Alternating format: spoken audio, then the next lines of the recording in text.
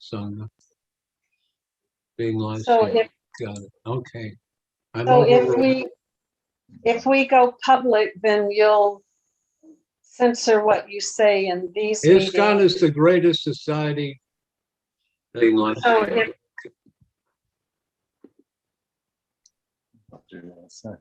I was, And I was also, just asking, sorry. I was just asking Acyutananda Prabhu, if these meetings become public, then you feel you will censor what you say and save the nectar for personal one-on-one conversations? Nectar can come out, but I have to just to be very, very polite and very good. But Jivan Mukta also mentioned privately that we should not talk about. Well, you shouldn't talk about religion or politics. That's polite. No, Sarva Dharman Parajaya, so no religion and no politics. Nitai Pada Kamala. Are you waiting for Maharaj or? There you go. Okay. Nitai Pada Kamala. Koti Chandra Sushitala. Chaya Jagata Juraya. Everybody. Nitai Pada Kamala. Koti Chandra Jai Chaya Jagadadharaya. Doesn't matter if it's not together. This is not performance music. This is mantra. This is Hano Nitai Vine Bhai Radha Krishna Pai Tenai Drida Kori Dhoro Nitai Pai. Nitai Bine Bhai Radha Krishna Pai Kori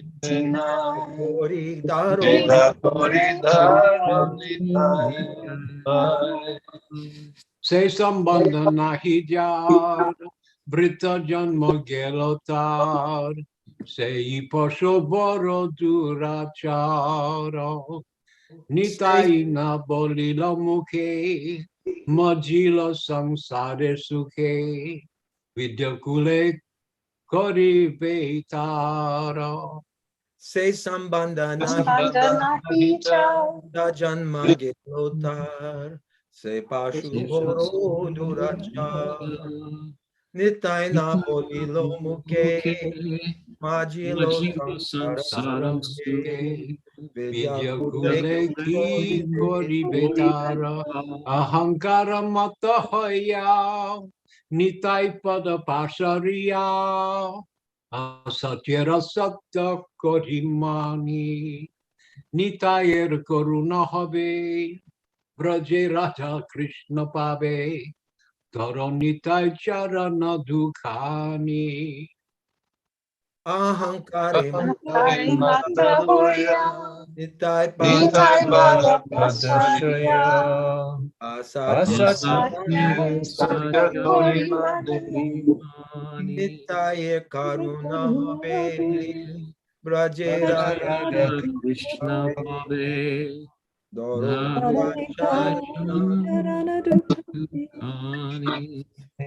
Jaya Charana Satya Tahara Sevaka Nitya Nitai Pada Sada Koro Asha Narottama Borodukhi Nitai More Koro Sukhi Rakoranga Charanera Pasha. Nitaye Charana Satya Tahara Satya Tai Goro Asha Nitai More Itai Koroshki Orangachara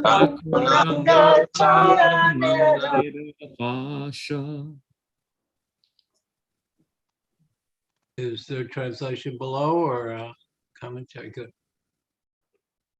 The lotus feet of Lord Nityananda are a shelter where one will get the soothing moonlight. Oh, let me get rid of my pictures. Soothing moonlight of millions of moons.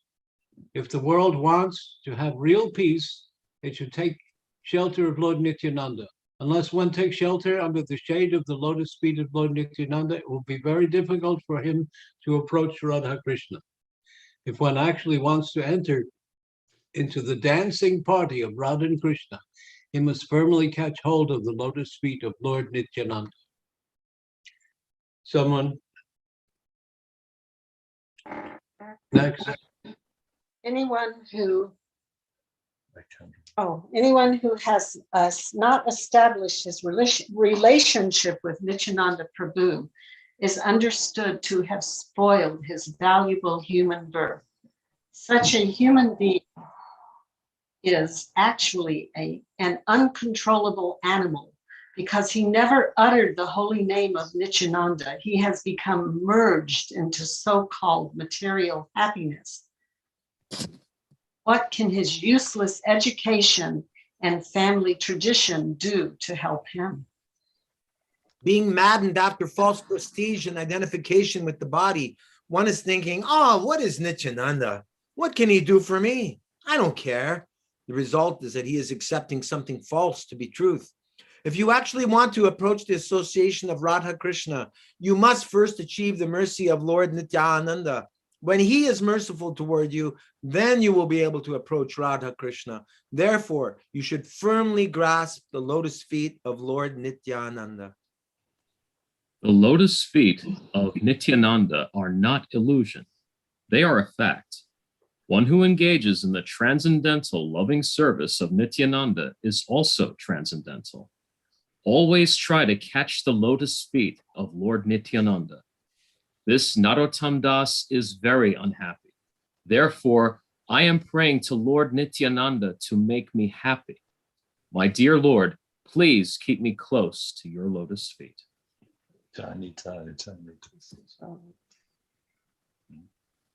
I don't know. Das Ball sang this song in one of the ball concerts.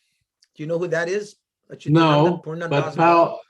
Baul is one of the opposite Danta Sahaja groups. I call them the Baul movement.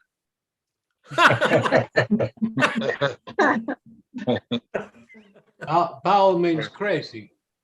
Now, in the verse, the message that Advaita Acharya sends to Lord Jay. See, Lord Advaita is Mahavishnu, and also he is with also combined with Sadashiva.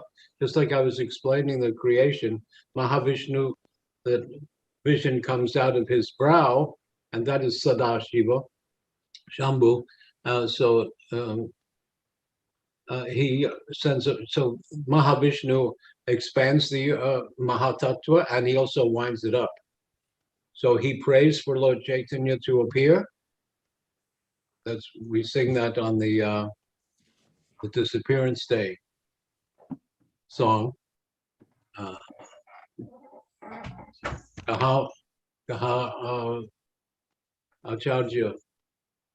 How does it begin?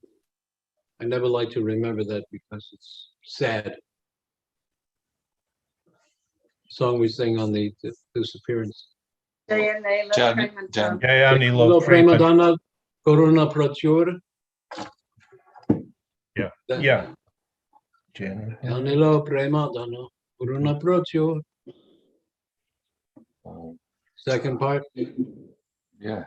Enoka Bakota Giro Acharya Thakur. That Acharya, that's Advaita. So Right. Advaita also prays for Lord Chaitanya to appear, and he also lets him know when it's time to wind up the Leela. So he sends a message in Puri to Lord Chaitanya. This madman is sending a message to that madman. Baal comes up in that verse. That the market is full of rice now. Everyone is satisfied. Yeah. This little clandestine words. Is there a purport from Prabhupada then? I don't know who put in that this was sung by some Baal, because we all sing it.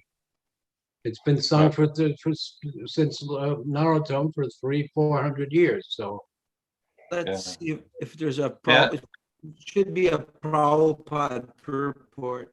Yeah, here it it is. says purport. So I think that there will be good translation. So, Prabhu, Good. we have a tree, if you like to see. A treat. Somebody? But Nityananda Prabhu. Yeah.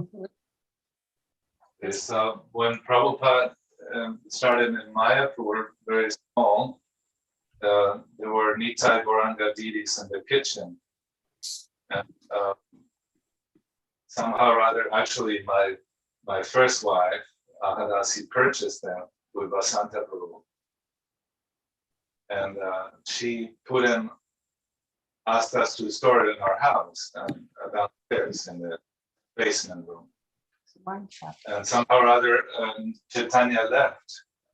So when she said, "Oh, you can have them now," so I wanted to show you, if you all agree. We have to take away the after we read. After, yeah. Okay. This is a very nice song sung by Narottam Das Thakur. He advises that Nitai Pada, the lotus feet of Lord Nityananda, Kamala means lotus and Pada means feet, are a shelter where one can get the soothing moonlight, not only of one, but of millions of moons. We can just imagine the aggregate total value of the soothing shine of millions of moons. Comment here. They just found out, this has been told for millennia, of how the sunlight is hot and the moonlight is cool. And they're just discovering now that, hey, it was a full moon and I put a thermometer in the moonlight and then I put it in the shade and it was warmer in the shade. We just found that out. We've been knowing that for millions. Hey, look at that. Smart. We've been knowing that for, even though so many Sanskrit, they know that you cannot look at the sun, but it's good and soothing for your eyes to look at the moon, full moon. And the full moonlight also nourishes all the planet, puts flavor in. So it is a rasa planet. Who can read? Oh, I stopped in the middle. Go back to the text and I wanted to ask that question. How do you explain that the moon nourishes the plants? It's explained that in the Gita. Is there a certain kind of energy coming from the moon that there's a certain kind of energy that comes from the moon that nourishes the plants. Yeah, they were showing that in YouTube. There is people measuring that. I think it was You funny. can find that. There's yeah. Sorry, go ahead. See, that this is a case where, like I talk about science, they'll come up with some kind of crazy formula, but we know it is the effect of moonlight. And Prabhupada said, therefore, the moon is not a lump of dust. There were some people watching, some devotees were watching this moon landing on TV in another room. Prabhupada said, have they seen the gardens and the trees? No, Prabhupada, just rocks. He says, then they have not gone. There's a festival in Vrindavan where they put the sweet rice out under the moonlight. Yes. Yeah. That's the And it- Rosalina, the night Yeah. of the Rosalina. yes? No, Right. we used to do that in Potomac in Washington, climb up on the roof, the temple, and the devotee would put his armor up and he put a big pot of sweet rice on there. And it would, They used to do it in Berry Place in London. yeah. Oh, nice. So you wanted to show something about Nityananda? Yeah. Since It's we're- Are you done with the translation? Oh, we're not done. No, but we're not done Okay. at all. No, I wanted to show you Thakurji. Okay. It was Srila Prabhupada's in Mayapur. Is there an altar downstairs? How did you get him? How did you get him? Yeah, it was- Through he was left under in our basement by Ahadasi, my first wife. A long story, but make it short. She left him, and when we asked her what she wanted to do with her belongings. She said, "Oh, you can have them." And there was originally Gornitai. Mysteriously, Gauranga disappeared, and we have Nityananda Prabhu. But did Prabhupada was- worship? Sorry. He was in the kitchen in Mayapur when there were no buildings. Okay. So, yeah, Srila Prabhupada had another set of Gornitai in his hut, but this set was in the kitchen, and the boga was offered to this set of Gornitai. And someone sold them to his ex-wife, and she didn't have anywhere to live at one point, so she put them in our basement. We didn't know they were there. And when she went to come back, Lord Chaitanya was gone. So she said we could keep Lord Nityananda, so we have him. So we had him originally in Honolulu at our center. Then we had little, oh, the battery's going, it's the die. Do you have a flag? Yeah. So he likes to travel. So we took him to Vrindavan to be painted and take care of, and buy him clothing. And he Can they stayed at the restaurant with all the Russian ladies, the devotees. And And they MVT. loved him. They didn't want to. And so when we came back to take him, they were all lamenting. They just didn't want to let him go. And he had gained some weight. We had to buy new clothes. Definitely had to buy new clothes. He got used to the Russian prasad, the borscht. Yeah, the And fabulous Oh, cake. yeah. So true, I swear. We went to fit him his old clothing, and it didn't fit. So we had to get used to it. But as we were taking him away, Oh, they were Battery gone.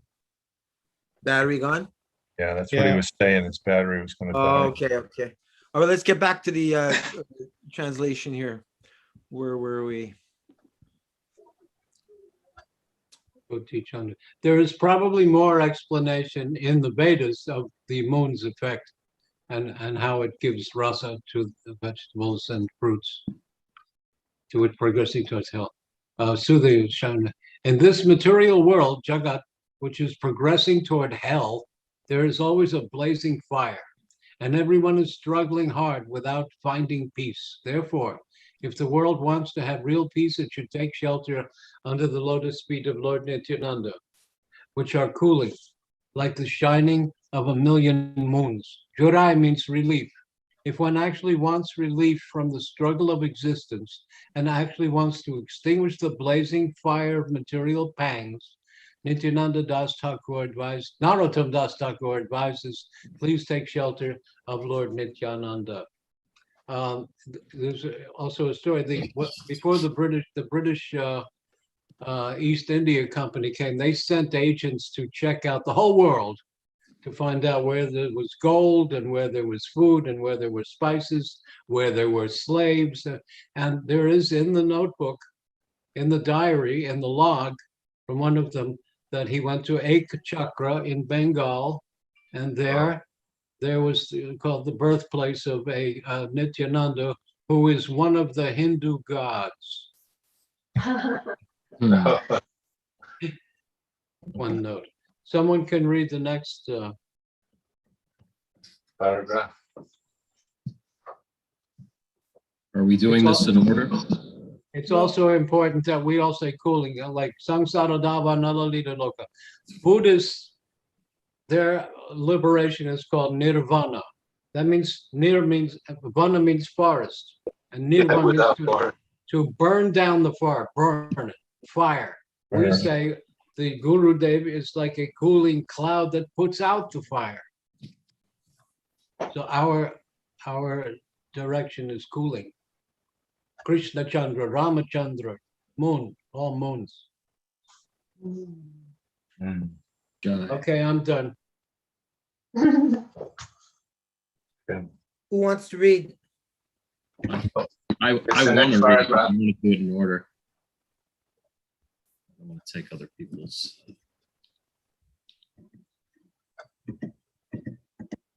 Nanda Patni, you want to read? I think Krishna Chandra is ready to roll. Oh, that's Go very ahead, kind of Prabhu. you, Mataji. Go Thank you ahead. very much. What will be the result of accepting the shelter of the lotus feet of Lord Nityananda? He says, Heno nitai bine bhai. Unless one takes shelter under the shade of the lotus feet of Lord Nityananda, Radha Krishna paite nai, it will be very difficult for him to approach Radha Krishna. The aim of this Krishna conscious movement is to enable us to approach Radha Krishna and associate with the Supreme Lord in his sublime pleasure dance. Narottam Das Thakur advises that if one actually wants to enter into the dancing party of Radha Krishna, he must accept the shelter of the lotus feet of Lord Nityananda.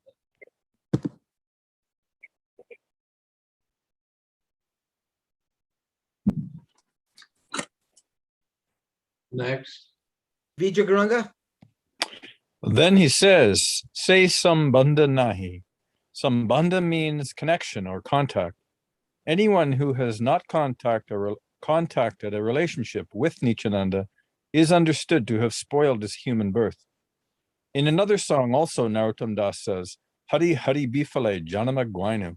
Anyone who does not approach Radha Krishna through a relationship with Nityananda has uselessly spoiled his life. Brita means useless. Janma means life. Tara means his.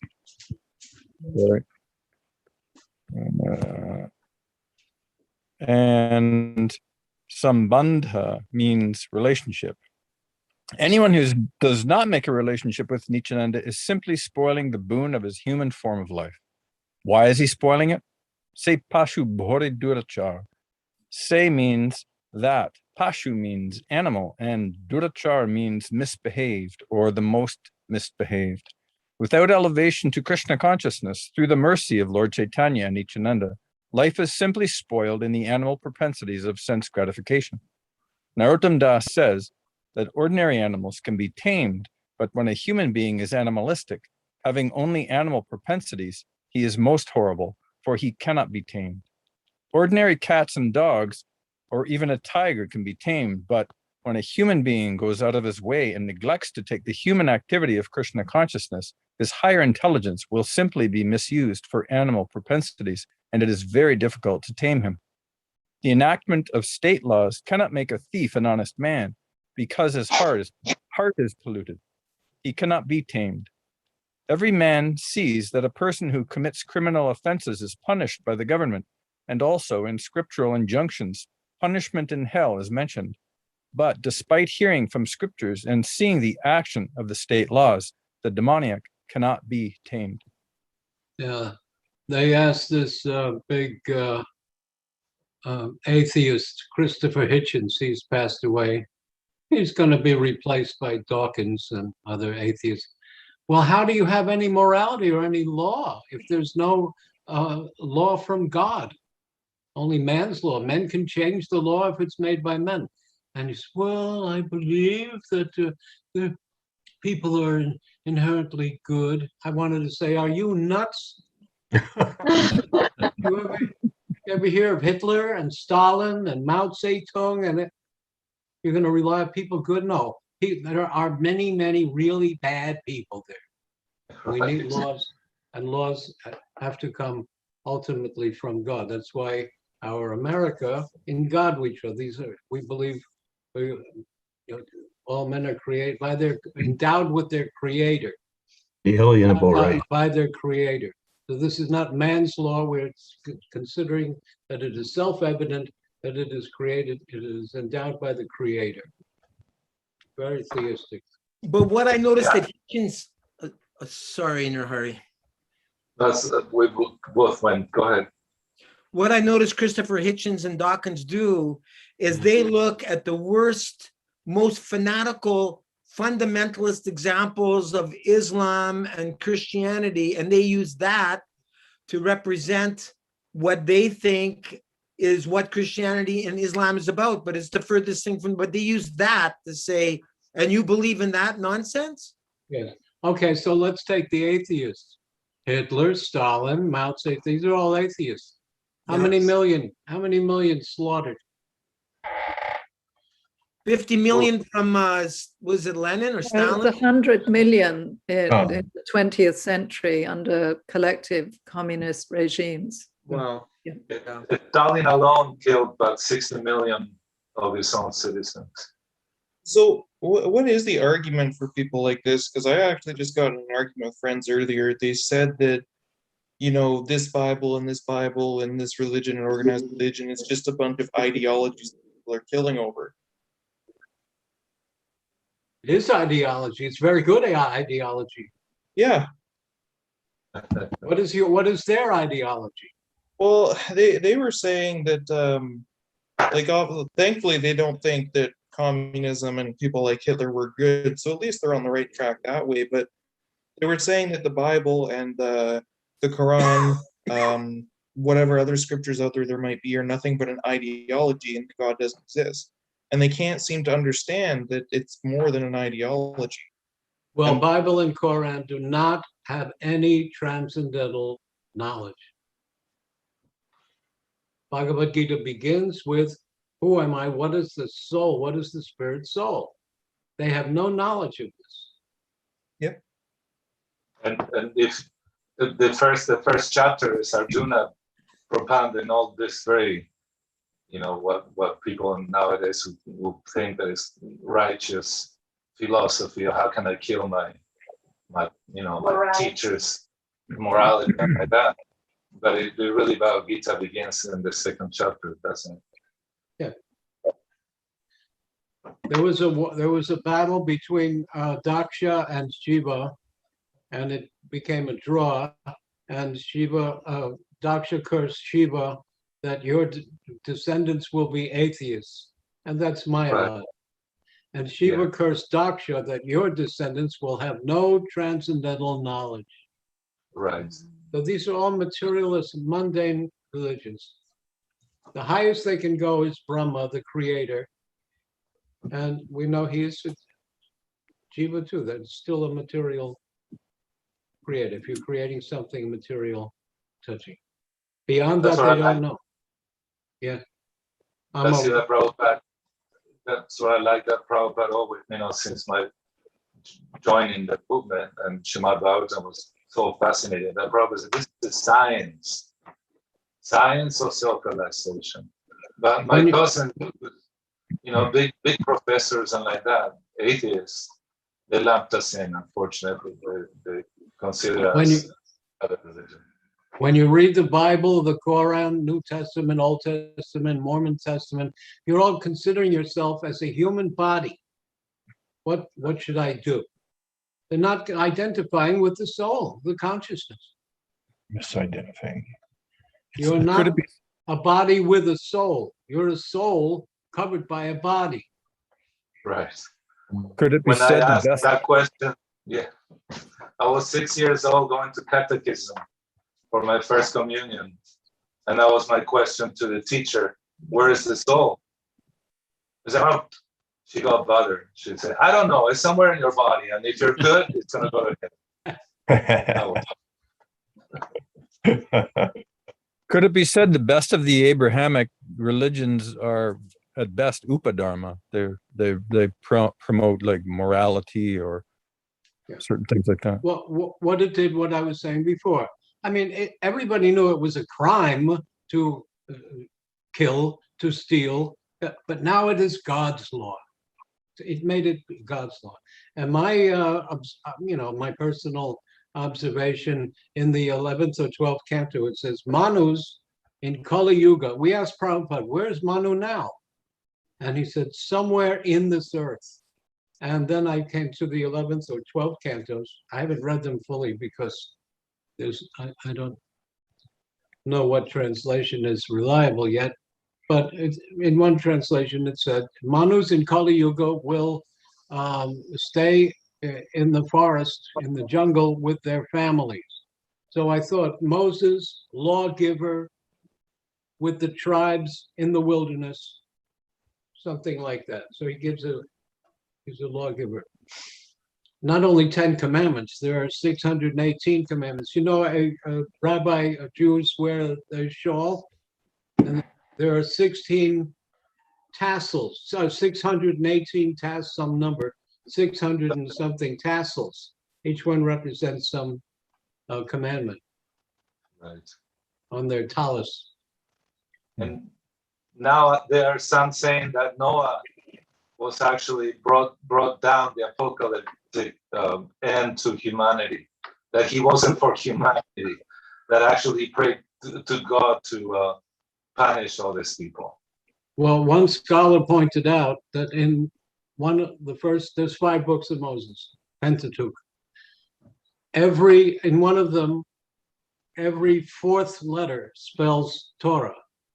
In the next book of Deuteronomy, every 7th letter spells Torah backwards. In Numbers or Deuteronomy or Leviticus, every 17th letter spells Torah or Yahweh. You can, and still it reads. So this is by a super brain. Our Brahma has 4 heads. Yeah. So he can make a combination of a puzzle like that and put it into the script. In Hebrew, And it's in the Torah that asks to chant the name and teach it to your son. So I couldn't hear what. that I remember reading one time. I went to Trinini's nephew's bar mitzvah. We were into the synagogue, No, and I opened the Torah. It's not the Torah. It's not the Just there was a book at the the synagogue, book in this, yes. and it said that you should learn the name of God and teach it to your sons. to chant it. Yeah. But they have a thing that they don't pronounce, and Adonai is they're not supposed to say the name of God, so they have a substitute word, Adonai or Hashem or something that they substitute. They don't know the name. You're not supposed to say Yahweh or I don't know. Is there a rationale for that? I don't know. I don't know. That they got contaminated.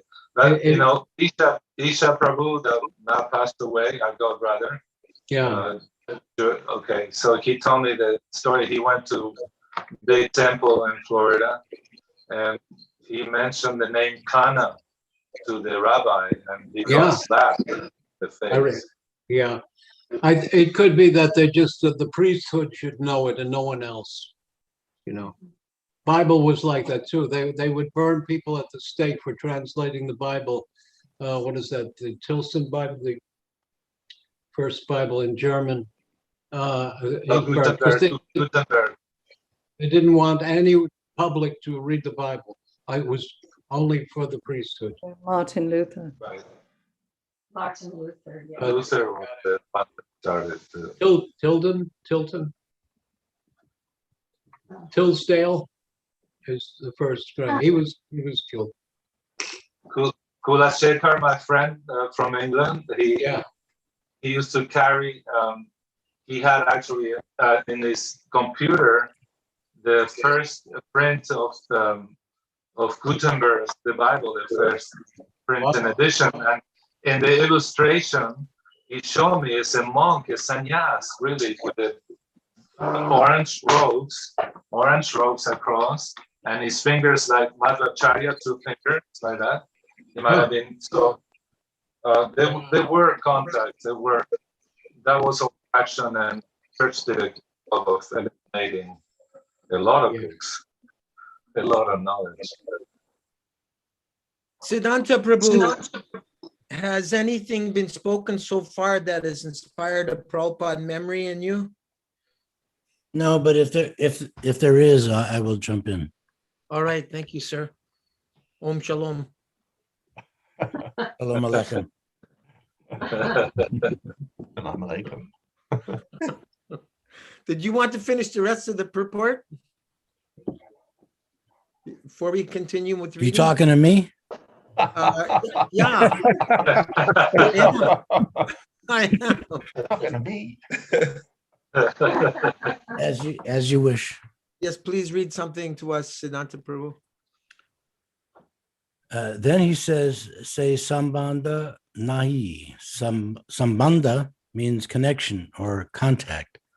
Anyone who has not contacted a relationship with Nityananda is understood to have spoiled his human birth. In another song, also, Narottam Das says, Hari Hari Bifale Janama. Oh, didn't we read this one? Yeah. Thought so, yeah. What are they doing? What are they doing? Nitai Nai Bolilo Mukhe. Since they do not know who Nityananda is, they never say the names of Lord Nityananda or Lord Chaitanya. Mahilo Samsara Sukhe. Mahilo means becomes absorbed. They become absorbed in so-called material enjoyment. They don't care who Lord Chaitanya and Nityananda are, and therefore they go deep down into material existence.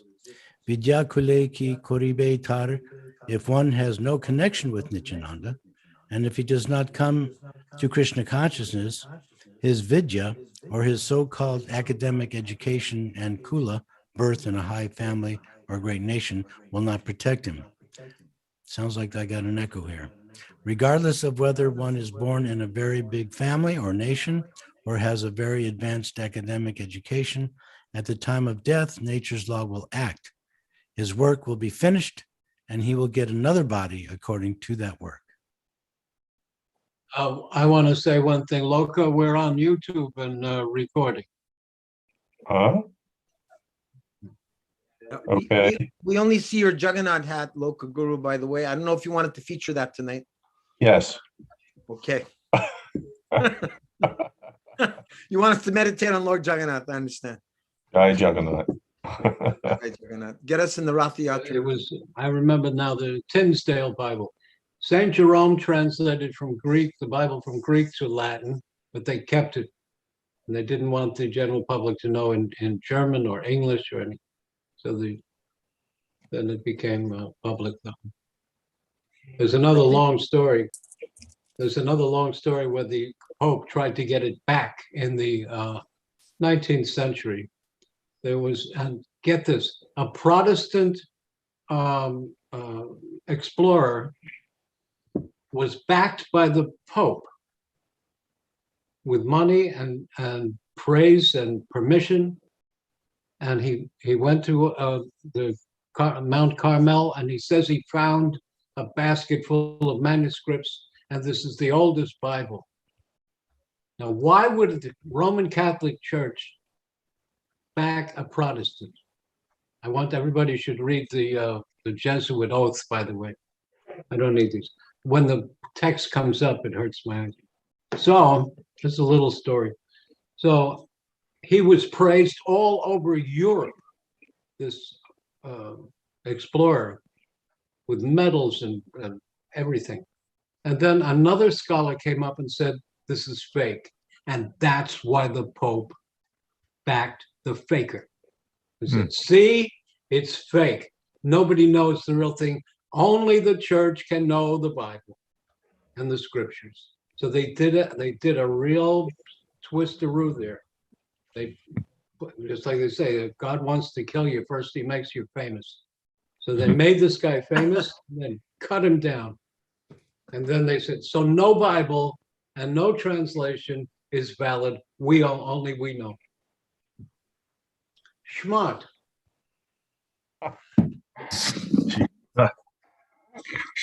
Look how clever. You can look up the extreme oath of the Jesuits, who is to smash anything Protestant, Huguenots and Lutherans and so on. In Argentina, during the late 70s, like the Beatles call them, the Blue Minis took over, and it was all backed by Catholic Church.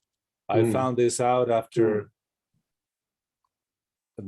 the repression, the 30,000 people disappearing, but it began. They came to our temple. They took Vyasa-san.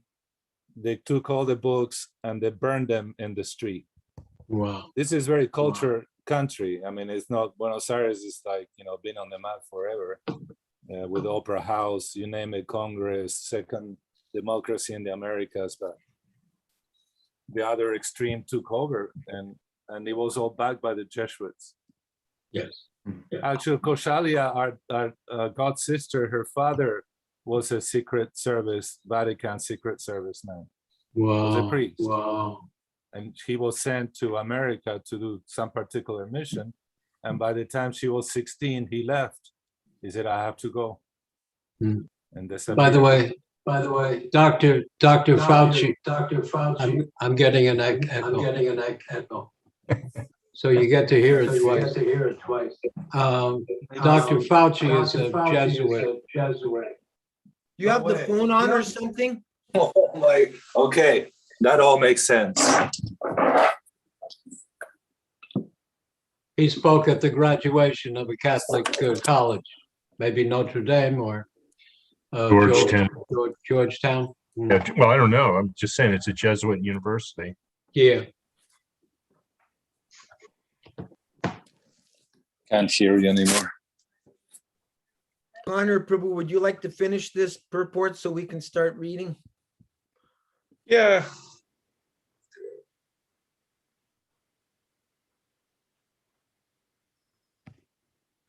Which one are we on? Why are they? Or Narottama Das Thakur then says? I think it's why are they? Why are these? Why are these human animals acting in this way? Ankare mata hoya nitai pada pasarya. They have become maddened by a false concept of bodily life, and thus they have forgotten their eternal relationship with Nityananda. Asatayir satya korimani. Such forgetful persons accept the illusory energy as factual. Asatyari refers to that which is not fact, or, in other words, Maya. Maya means that which has no existence but is a temporary illusion only. Persons who have no contact with Nityananda accept this illusory body as factual. Nandapatni, you didn't read. Please read a paragraph. Narottam Das Thakur then says, Nitaya Karuna Habe Braje Radha Krishna Pabe. If you actually want to approach the association of Radha Krishna, you must achieve the mercy of Lord Nityananda first. When he is merciful toward you, then you will be able to approach Radha Krishna. Daro Nitai Charana Dukani. Narottam Das advises that one firmly catch the lotus feet of Lord Nityananda. Loka Guru Prabhu, would you like to just finish? Sure.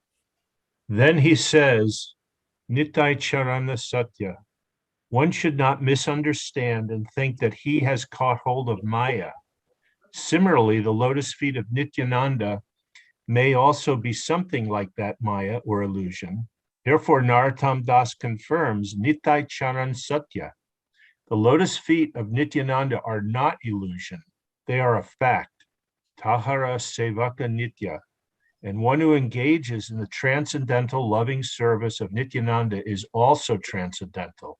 If one engages in the transcendental loving service of Nityananda in Krishna consciousness, he immediately achieves his transcendental position on the spiritual platform, which is eternal and blissful. Therefore, he advises, Nitai Pada Sada Koro Asha. Always try to catch the lotus feet of Lord Nityananda. Narottama Boroduki. Narottam Das Thakur, the Acharya, is taking the position that he is very unhappy.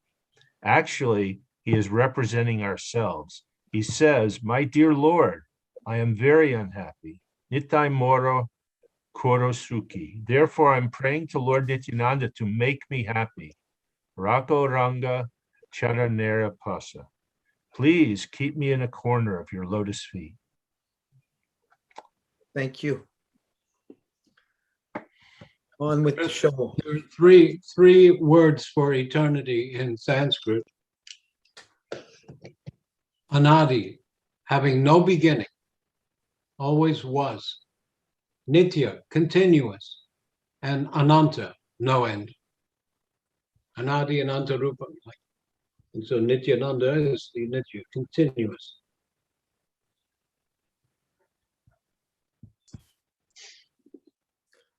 So Here we Who are. asked about where's Dr. Connor? He's there. I'm here. Okay, yeah, Prabhupada's explanation was the Bible is not wrong, but compared to the Vedic knowledge, it is like you can have a pocket dictionary where one word has one definition, or you can have the big 10-volume library edition of a dictionary. The pocket Okay. dictionary is not wrong, but it's so much more elaborate. Not as exhaustive. The pocket dictionary is incomplete.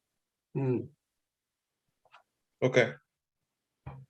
Yeah, that's kind of what because Prabhupada had talked about Jesus too, saying that he's a powered person. Someone's got So again, another good one, because we talked about the moon. Getting an echo here. Someone has two devices on. not me. Okay. Yes, it's gone. Religions are like the moon.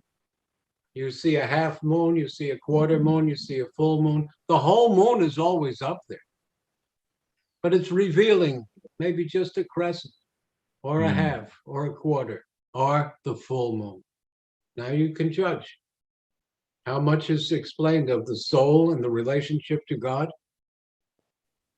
We go right up to his toenails.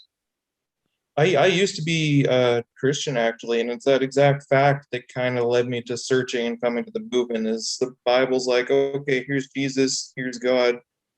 Okay, well, what am I? Oh, don't worry about that. Just read. Who's doing the reading? Then your body, maybe the mind, the intelligence. It wasn't enough for me just to have that little bit. That's what led me to seek and eventually, join the movement. Good choice. Acyutananda Prabhu, would you like to help us commence from where we left off in this age of logic, argument, and disagreement? I'm the commencer. Yes, in this sir. age of logic and argument and disagreement, the chanting of Hare Krishna is the only means of self-realization. Because this transcendental, something moved, transcendental vibration alone can deliver the conditioned soul. It is considered to be the essence of the Vedanta Sutra.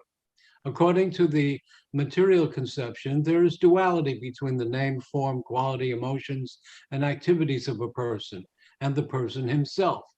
Abhinna twang namanamino, I'm going to put in. But as far as the transcendental vibration is concerned, there is no such limitation, for it descends from the spiritual world. In the spiritual world, there is no difference between the name of the person and the quality of the person. Of course, in the material world, there is a difference because the Mayavadi philosophers cannot understand this. They cannot utter the transcendental vibration. Nama Chintamani Krishna's Chaitanya Rasa Vigraha Nitya Purna Mukta Shuddha Abhinna Twang Nama Namina. Abhinna, non-different than the name and the owner of the name. Nama Nami. I'm done. Look, yeah, actually, that's a signal I'm suggesting for that we all use instead of interrupting each other. Of course, some of you are perfect ladies and gentlemen. You never interrupt anybody. But for passionate people like myself, we need to be able to say, I'm done, or wait to hear the next devotee say, I'm done, so we know when we can speak, so we don't blurt in and interrupt them. I'm done. That's agreeable to everyone. Sounds like a good idea. Look, Are we supposed to say that after every time we read from a document? Or when you're done. No, during discussion, if we want to contribute something and add something to the discussion. Oh, okay. Yeah. Loka Guru Prabhu, you're next. Lord Okay. Chaitanya.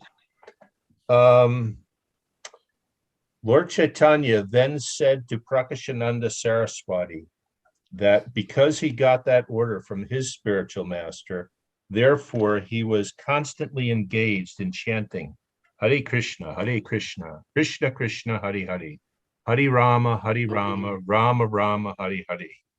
As a result of this chanting, sometimes I become impatient and cannot restrain myself from dancing or laughing or crying or singing, just like a madman.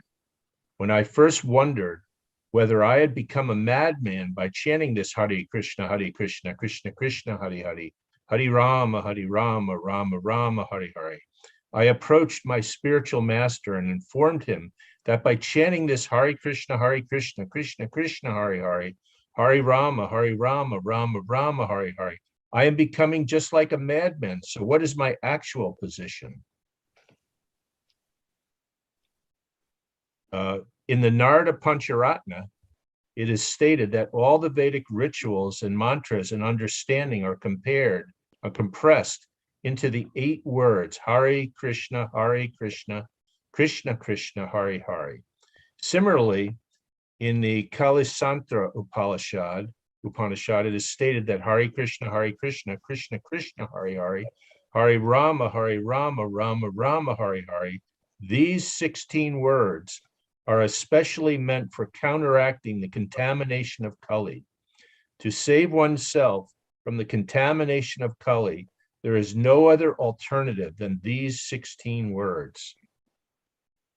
Krishna Chandra Prabhu. Yes, Prabhu. Shall I continue? Lord Chaitanya.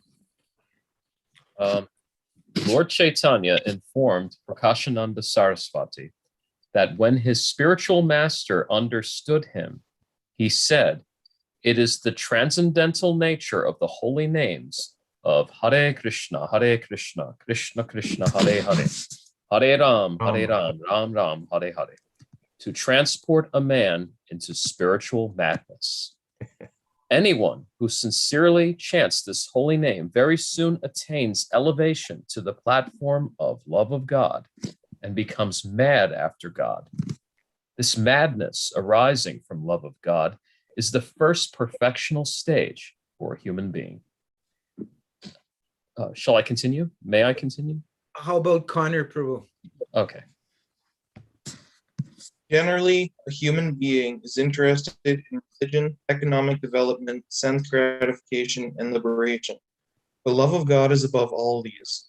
A bona fide spiritual master chants the holy names Hare Krishna, Krishna Krishna, Hare Hare, Hare Rama, Rama Rama, Hare Hare. And the transcendental sound vibration enters into the ear of the disciple.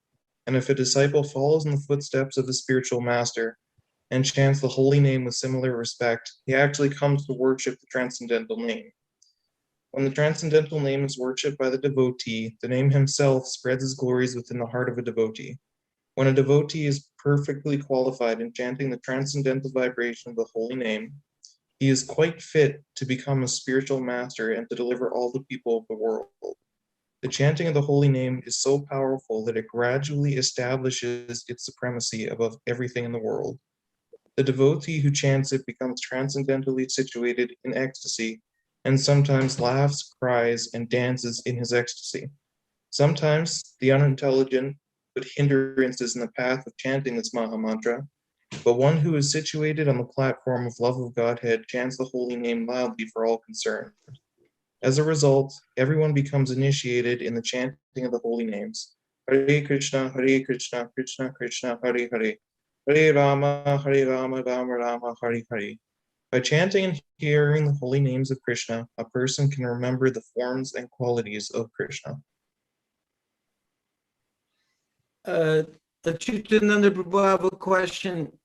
Srila Prabhupada here saying when a devotee is perfectly qualified in chanting the transcendental vibration of the holy name, he is quite fit to become a spiritual master and to deliver all the people of the world. So what do you think Srila Prabhupada means here when he says, when one is perfectly qualified in chanting the name, then he's fit to become a spiritual master? What's the criteria for is Prabhupada talking about Shuddhanam here? Is he talking about Nam? Yes. Chanting without offense. That's a very high standard. It's the only standard. Yes, it is. Isn't it?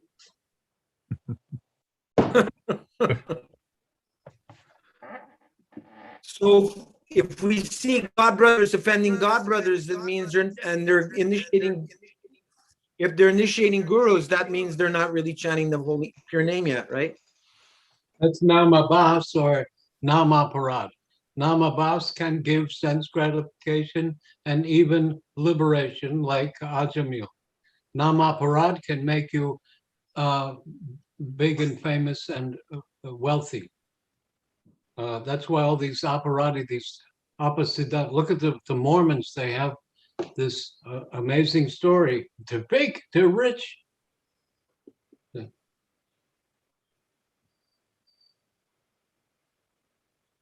That may also be why, let's say, Judaism doesn't let you say the name, because you may say it offensively. Okay. But there's no way of chanting the holy name that's bad. No, there's wrong. But there's just namabhava. You're not fit to be guru. Mm-hmm. It's better to be an honest street sweeper than a charlatan guru. Okay. Dvija Garanga Prabhu, you have the I honor. have a story. Oh, good. Okay, great. Some Prabhupada nectar. In reference to the last paragraph you read, can you bring that up again? Yes, certainly. We're about to start on a new chapter, but I'll just go back to the one we were. At the very end here. Okay.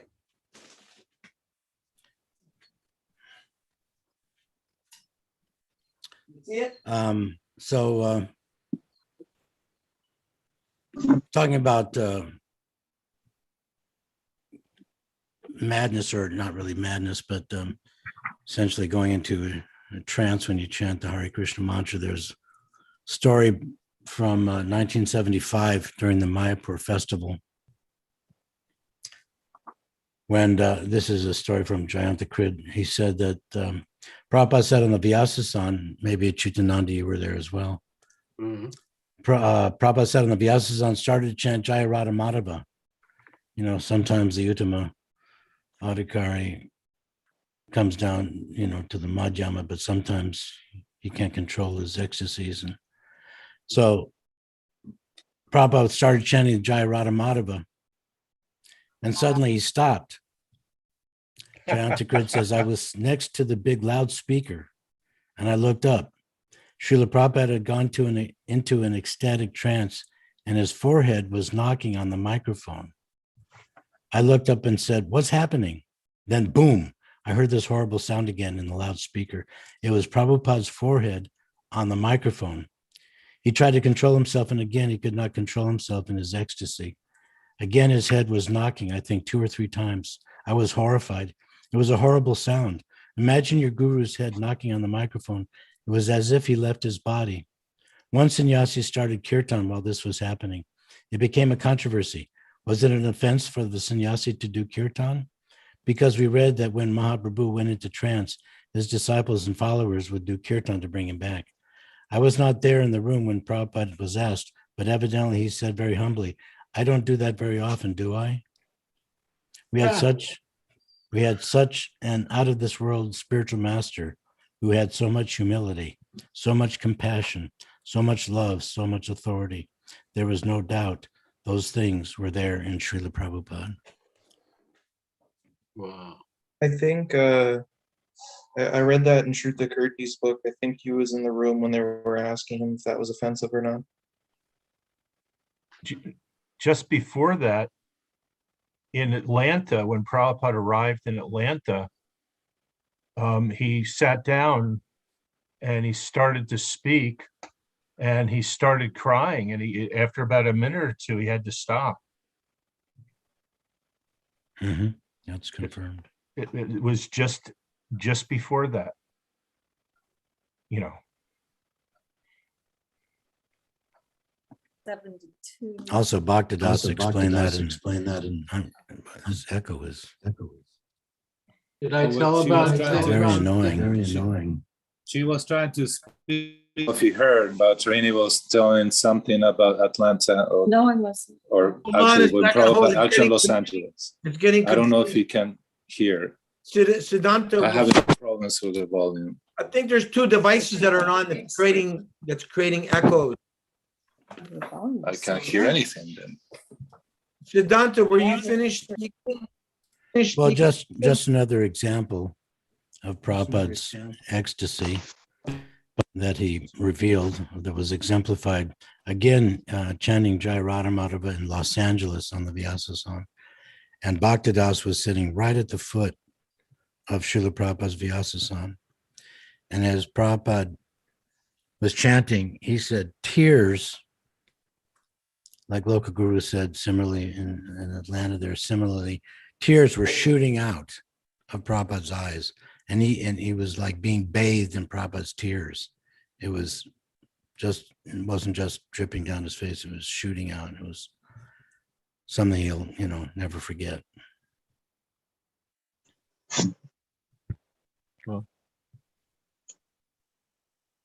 Similar, another. Yeah, I was there. I'm sorry. I'm having problems with the mic on my phone, and I put it onto a link, a mini. I don't know if you can hear me. We hear you. Acyutananda, can you make your point? Another story is that one time Prabhupada was, you can never understand what the spiritual master's thinking. You should never try to. So Prabhupada once asked, where's Devananda Swami? And some personal servant said, he's washing his dhoti. And Prabhupada starts to laugh and laugh, and he was slapping. He says, Devananda's washing his dhoti. And he's laughing. Devananda's washing his dhoti. And the devotee, it wasn't me, the devotee starts to laugh along. Prabhupada looked at him and said, you never know why I laugh. Wow. That's, again, that quality of Krishna called gravity. Doesn't mean just serious. It means that you cannot know what his plans are, what he's thinking. Never try to. Sometimes I hear it, or I used to hear it. Well, what Prabhupada really means, I hate that. I'm done. Okay, did you have something to share? So, listen, Go on. yeah, yes, about Prabhupada's ecstasies. There is something about Trini wanted to tell you on LA, and then I have another little anecdote in LA too, where the old museum, where the museum is now. Go ahead, Baba. Well, in Los Angeles at Srimad Bhagavatam class in 72, Srila Prabhupada started the class that Devaki and Vasudev were not pure devotees because they had a material desire. They wanted a son just like Krishna, but no one can be like Krishna. So Krishna had to take birth as their son. And he gave an entire lecture and discussed many things concerning the verse. And then he looked at the picture of the Astasakis and Radha Krishna, and he goes, but the gopis, they never asked Krishna for anything. And then he went into a trance, and none of us knew what to do. He was just stunned, sitting on the Vyasasana. So we just all stood there, mouths open. And then Srila Prabhupada kind of lifted his head back and looked at us and said, chant. And we started kirtan. Jai. Yeah. All the way from Thailand, Makan Taskar Prabhu has just arrived to join us in our reading. Makan Taskar Prabhu, you joined on the East Coast, did you? In Boston or New York? Boston in 1969 when the temple was on 3840 Beacon Street. ISKCON Press? ISKCON Press was down in the basement at that time. Satsvarup was the president, and Jadharani was his partner at that time. Wow, you're one of the pioneers. No, I just a survivor. Very good. Barely survived. You must remember Acyutananda Prabhu from those days, or was he Who is already it? in India? I was already in India. Oh, you were in India. We were all listening to your bhajans. The master. So Makantaskar Prabhu, why don't you do the honor of starting the new chapter of the teachings of Lord Chaitanya with us, please? That would be my extreme honor. Okay. All right, here we are. If I Further can see it. talk to the Lord Chaitanya, chapter 19. Can you see that, the screen, please? Can you see? I'm seeing, but not seeing. Just a moment. Let me try with my reading glasses. The transcendental ecstatic attachment for Krishna.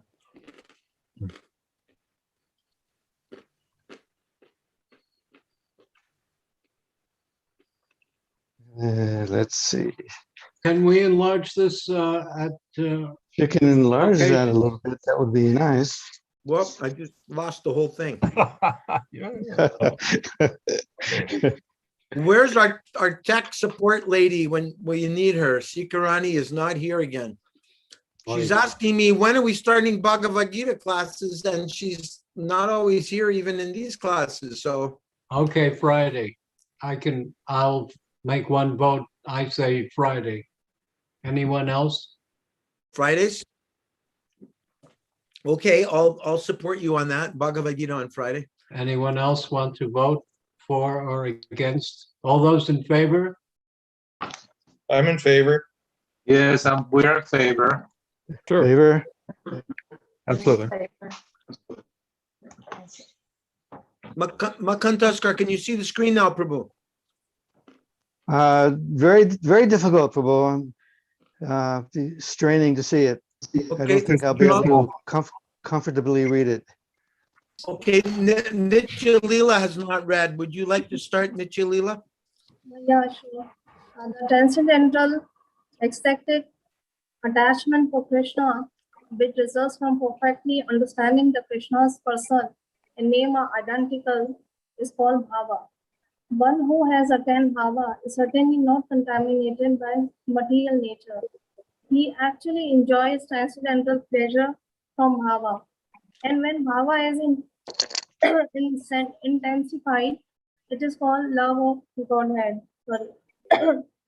Lord Chaitanya told Prakashananda Saraswati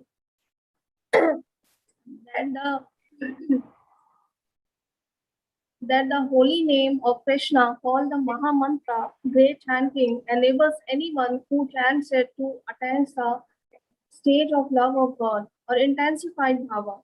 Such love of Godhead is the ultimate human necessity.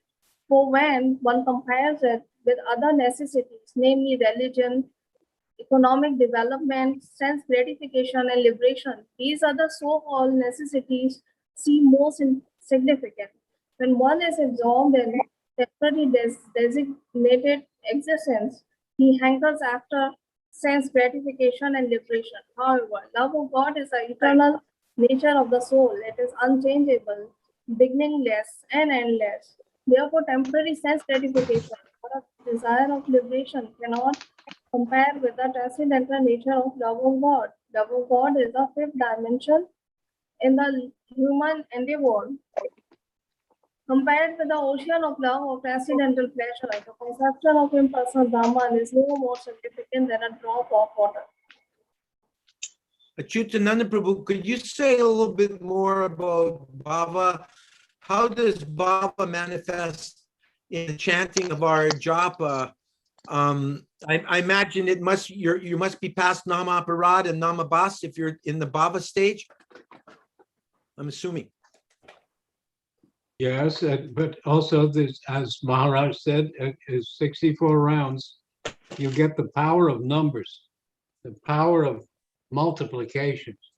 When you chant 64 rounds, and when you finish chanting 64 rounds, You don't say, you go on chanting.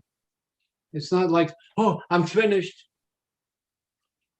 So what will Krishna think? Oh, you don't want to see me anymore? Or you look at your beads and go, oh no, 6 more rounds. Oh no. Not happy to see me? That's not a good relationship. The devotee will want to, we've all heard it.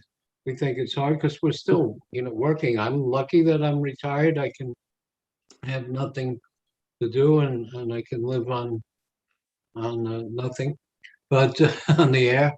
But I would like to be able to chant 2 laps.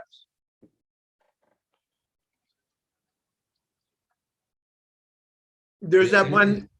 There Go was on. somebody came through here a long time ago, and I made a big protest. He said, "Well, chanting 64 rounds is tough." I said, "No, it's not. It's ecstatic. It's nectar. Why do you? This is a terrible thing to say." So when I meet other people, I say, "Are you chanting 17 rounds?" Yeah. Narayan Maharaj said, nectar begins on the 17th round. Guru has given the order 16 rounds minimum. You do 1 more, you're doing more. Something more. That's bhakti. Vaidhi bhakti is following. There is an ananda in the Vaidhi marga that you're flawlessly executing all the rules. I never missed an Ekadasi, never missed a Mangalarati, 16 rounds a day. Yeah, you get some feeling of power from that. It's the same feeling that the Judeo, the Jewish especially, they want to follow all the commandments, all the rules, the 613 rules that they have perfectly. And they think that makes them sinless. There's someone under there. But when you go more, then it's Sarva Dharma, you're giving up the rules and regulations for doing more. Thank you. That came out in the wrong way. And I don't mean giving up rules and regulations, but I'm doing even more than what the rules and regulations say to do minimum, to do more. Prabhupada gives the example of Hanuman, that he was just told to deliver the message to Sita. But in the meantime, he burnt down the whole Lanka just as an extra service to Lord Ram. So the devotee may hear a request of his guru, but he will do even more. Prabhupada said, like the father is proud when his son grows bigger and stronger than him. Nichalila asks, why is it difficult to keep on chanting more rounds than reading books unlimitedly? Nectar is the same, isn't it?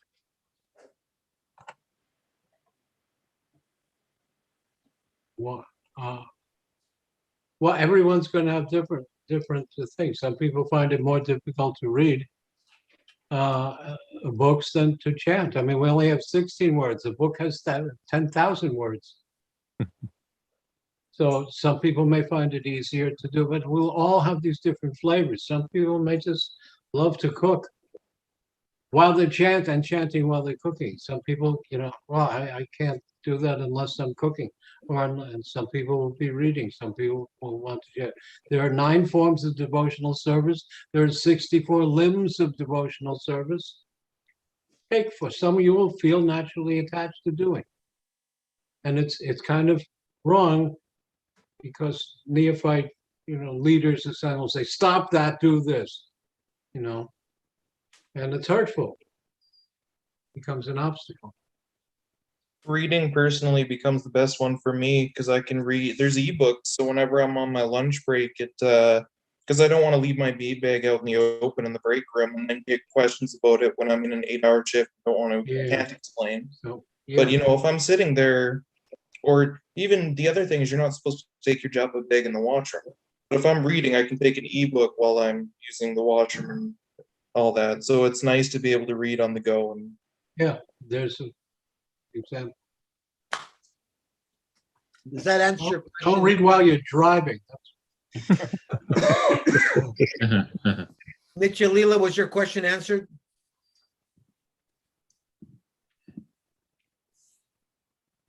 Yes, thank you very much, Maharaja. Highly grateful. But as we chant, we'll get, it goes from having faith, associating with devotees, having removal of obstacles, and then determination. Then comes ruchi. That's when you get a taste. Ruchi means taste. I remember when Prabhupada was very ill in his last days from kidney failure, he said, "Ami kono ruchi ne," because I can't taste anything. It's the same word in Bengali. Bengali is 80% Sanskrit. So you can get a taste for it. When you get the taste for it, it's not difficult.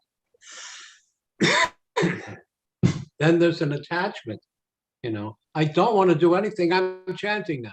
I've seen even young people do that. Young people here in Alachi, you see a lot of young people. Everyone's got a beat bag. There were a bunch of boys. They said, "Come on, we're going now. Wait, I have to finish this round." Fantastic. Vijay Garanga, would you like to continue, please? Sure. Absolutely. So we just did the first one. Now, Lord Chaitanya next explained. Lord Chaitanya next explained that his spiritual master had confirmed the validity of his ecstasy, which resulted from his chanting the holy name of God, and also confirmed that the essence of all Vedic literature is the attainment of love of Godhead. Lord Chaitanya's spiritual master had said that the Lord was fortunate enough to have attained love of Godhead. By attaining such transcendental love, one's heart becomes very anxious to attain direct contact with the Lord. Feeling such transcendental sentiment, one sometimes laughs and sometimes cries, sings and dances like a madman, and sometimes traverses hither and thither. In this way are various ecstatic symptoms evinced: crying, changing bodily color, madness, bereavement, silence, pride, ecstasy, and gentleness. Frequently, the person in love with God dances, and such dancing places him in the ocean of the nectar of love of Krishna. Usually Siddhanta Prabhu is leaving around this time, so I want to try to squeeze at least another paragraph, and if we're lucky, maybe he'll have a Prabhupada anecdote for us. Well, I'll tell you one story right now in relationship to what Acyutananda just said. But I might have already told this story. It's okay. Bhanabhata, temple commander. I don't know if everybody else heard it. Mayapur, I don't think everyone else heard it. in relationship to chanting. Bhanabhata was the temple commander in Mayapur. And he was in a state of anxiety because the temple was not together in anticipation of all the devotees that were expected to come to Mayapur that particular year. Maybe 75, I'm not sure which year it was, but he, every morning, he would ask, after breakfast, he would ask all the devotees, as many devotees he could get to do some service around the temple in preparation for the hundreds of devotees that were about to come. And in particular, one devotee is an African-American, he was a black-bodied devotee, but every time he asked him, can you come help and do some service? And he said, no, I'm just going off to the forest to chant. And he would ask him day after day, and still he would say, no, I'm just going to chant all day long. And Bhanabhata was frustrated. So as temple commander, he had some access to Prabhupada. So he went in to see Prabhupada to explain the situation of his frustration that this devotee wouldn't do any service to help with the temple. So he went in, paid his obeisances to Prabhupada. Prabhupada was chanting. He had his hand in his bead bag and his knee was up and he was looking off to the side. And Bhanabhata said, Srila Prabhupada, can I ask you a question? I have a situation, you have a problem. Prabhupada's chanting Hare Krishna, yes. Then Bhanabhata said, well, I have this one devotee. I ask him all the time. He's a very strong guy. And I ask him every morning after breakfast to do some service because of all the devotees that were not ready yet for all the devotees are about to come. And he refuses to do any service. I don't know what to do. And Prabhupada looked at him and said, oh, you think chanting Hare Krishna is not service? It is the greatest service. And then Bhanabhata just felt like he was this tall and crawled out. Yes, Srila Prabhupada, you're right. Yes, sorry. Yes, Srila Prabhupada. And he told me that that was the greatest lesson he's ever learned about the significance of chanting Hare Krishna. That was his lesson that Prabhupada had to give him. It is the greatest service. And I've spent time with Bhanabhata Prabhu, and he's always chanting japa. He's really into his japa a lot. He lives in New Vrindavan now. Mm-hmm. Anyway, with that, I bid adieu. But thank you for the class. Adieu, adieu. Till Friday's Bhagavad Gita class. Yes, thank you very much for joining us. Haribo.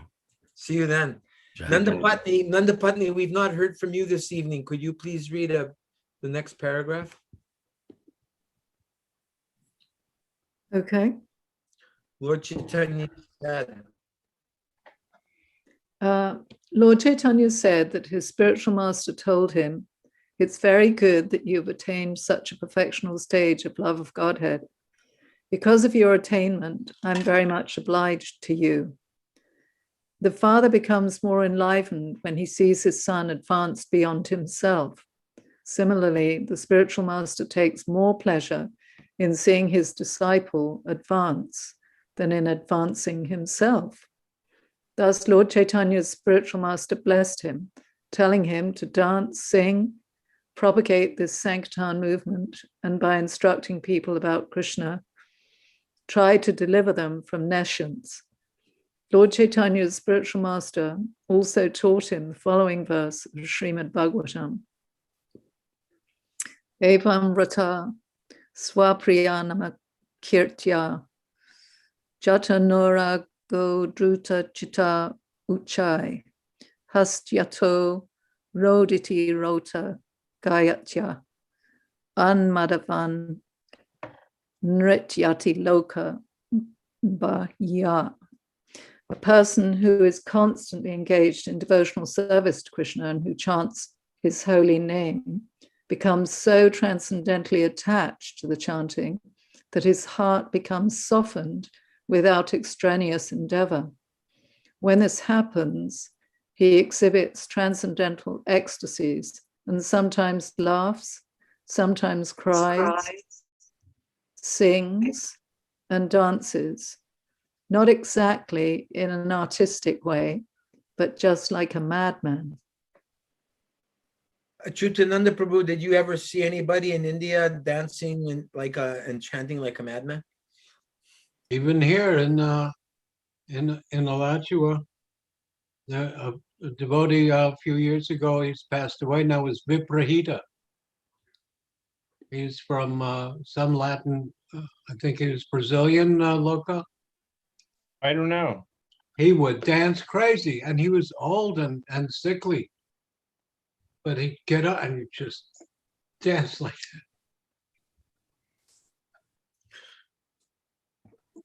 that. Nirhari and Baba Tarini, we haven't heard you read anything tonight.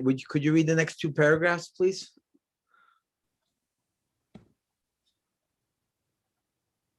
Hold on. Lord Chaitanya. It's very small, but can you read that, Trini? I'm having a lot more difficulty. Are you able to? I can expand it. Where are we? Krishna, Krishna, Krishna, Hare Hare. Lord Chaitanya further informed. Hey, there's somebody chanting japa. Excuse me, we can't have japa being chanted during the reading. Not me, I'm finished. Okay, it's Sarvabhauma, I think. If you put the text back on. How? He's gonna do it. I'm having to mute him. I'm sorry because I didn't. All right, so share the screen. Excuse me. All right, can you see that? Or Chaitanya further informed? Hold on, it's coming up. It's okay. All right. It's Lord Chaitanya. Okay. Lord Chaitanya further informed Prakashananda Saraswati, because I have full faith in my spiritual master's words, I am always engaged in chanting Hare Krishna, Krishna Krishna, Hare Hare, Hare Rama, Rama Rama, Hare Hare. I do not exactly know how I have become just like a madman, but I believe the name of Krishna has induced me. I realize that the transcendental pleasure derived from the chanting Hare Krishna, Krishna Krishna, Hare Hare, Hare Rama, Rama Rama, Hare Hare, is just like an ocean. In comparison, all other pleasures, including the pleasure of impersonal realization, are like shallow water in channels. Your Hari Prabhu? Okay, hold on. Just where It appears. It appears from the talks of Lord Chaitanya that a person who cannot keep his faith in the words of the spiritual master and who acts independently cannot attain the desired success in chanting Hare Krishna. In the Vedic literatures, it is stated that the import of all transcendental literature is revealed to one who has unflinching faith in the Supreme Lord and his spiritual master. Lord Chaitanya firmly believed in the statements of his spiritual master, and he never neglected the instructions of his spiritual master by stopping his Sankirtan movement. Thus, the transcendental potency of the holy name encouraged him more and more in chanting Hare Krishna, the Mahamantra. And this reminds me, Srila Prabhupada used to quote this verse quite often. Remember this verse? It's by implicit faith in spiritual master and Krishna, the imports of the Vedas are revealed. Yasya Devi Parak Bhaktir Yata Devi Tatagaro Tasyaite Prakashanti Mahatmana. One who has implicit faith in what? In both the spiritual master Both. and the Krishna. scriptures. Yes. And Krishna, then all the imports of the Vedas are revealed. Yes. Nice support for that. Last night I was reading Prabhupada. There are sayings that is from the harmonists. They introduced questions and answers to Srila Prabhupada Bhaktisiddhanta. One was how to attain Krishna this very lifetime. And he says, by total surrender to the spiritual master. Giving up your free will. Giving up your free will to the spiritual master. So in this one, Prabhupada is stressing, but I don't want to talk. Comments could come from Acyutananda Prabhu, who has much deeper realizations than myself. Makantaskar Prabhu, can you see the screen now? You're the only one that hasn't read anything. Yes, I'm all right now. I opened my laptop and the screen is much larger. Oh, Can you hear good. me all right? Okay. Yeah. Can you see it appears from the talks of Lord Chaitanya? Yes, all right. It appears from the talks of Lord Chaitanya that a person who cannot keep his faith in the words of the spiritual master. I think we just read that, right, Narhari? Sorry. It's a transfer potency of increasing more. Yes, all right. Okay, so go on to Lord Chaitanya immediately. Immediately. Lord Chaitanya immediately informed. All right. Lord Chaitanya immediately informed Prakasananda that in the modern age, people in general are more or less bereft of all spiritual intellect. When such people come under the influence of Sankaracharya's Mayavadi impersonalist philosophy, before beginning the most confidential Vedanta sutras, their natural tendency toward obedience to the Supreme is checked. The Supreme source of everything is naturally respected by everyone, but this natural tendency is hampered when one takes to the impersonalist conceptions of Shankara.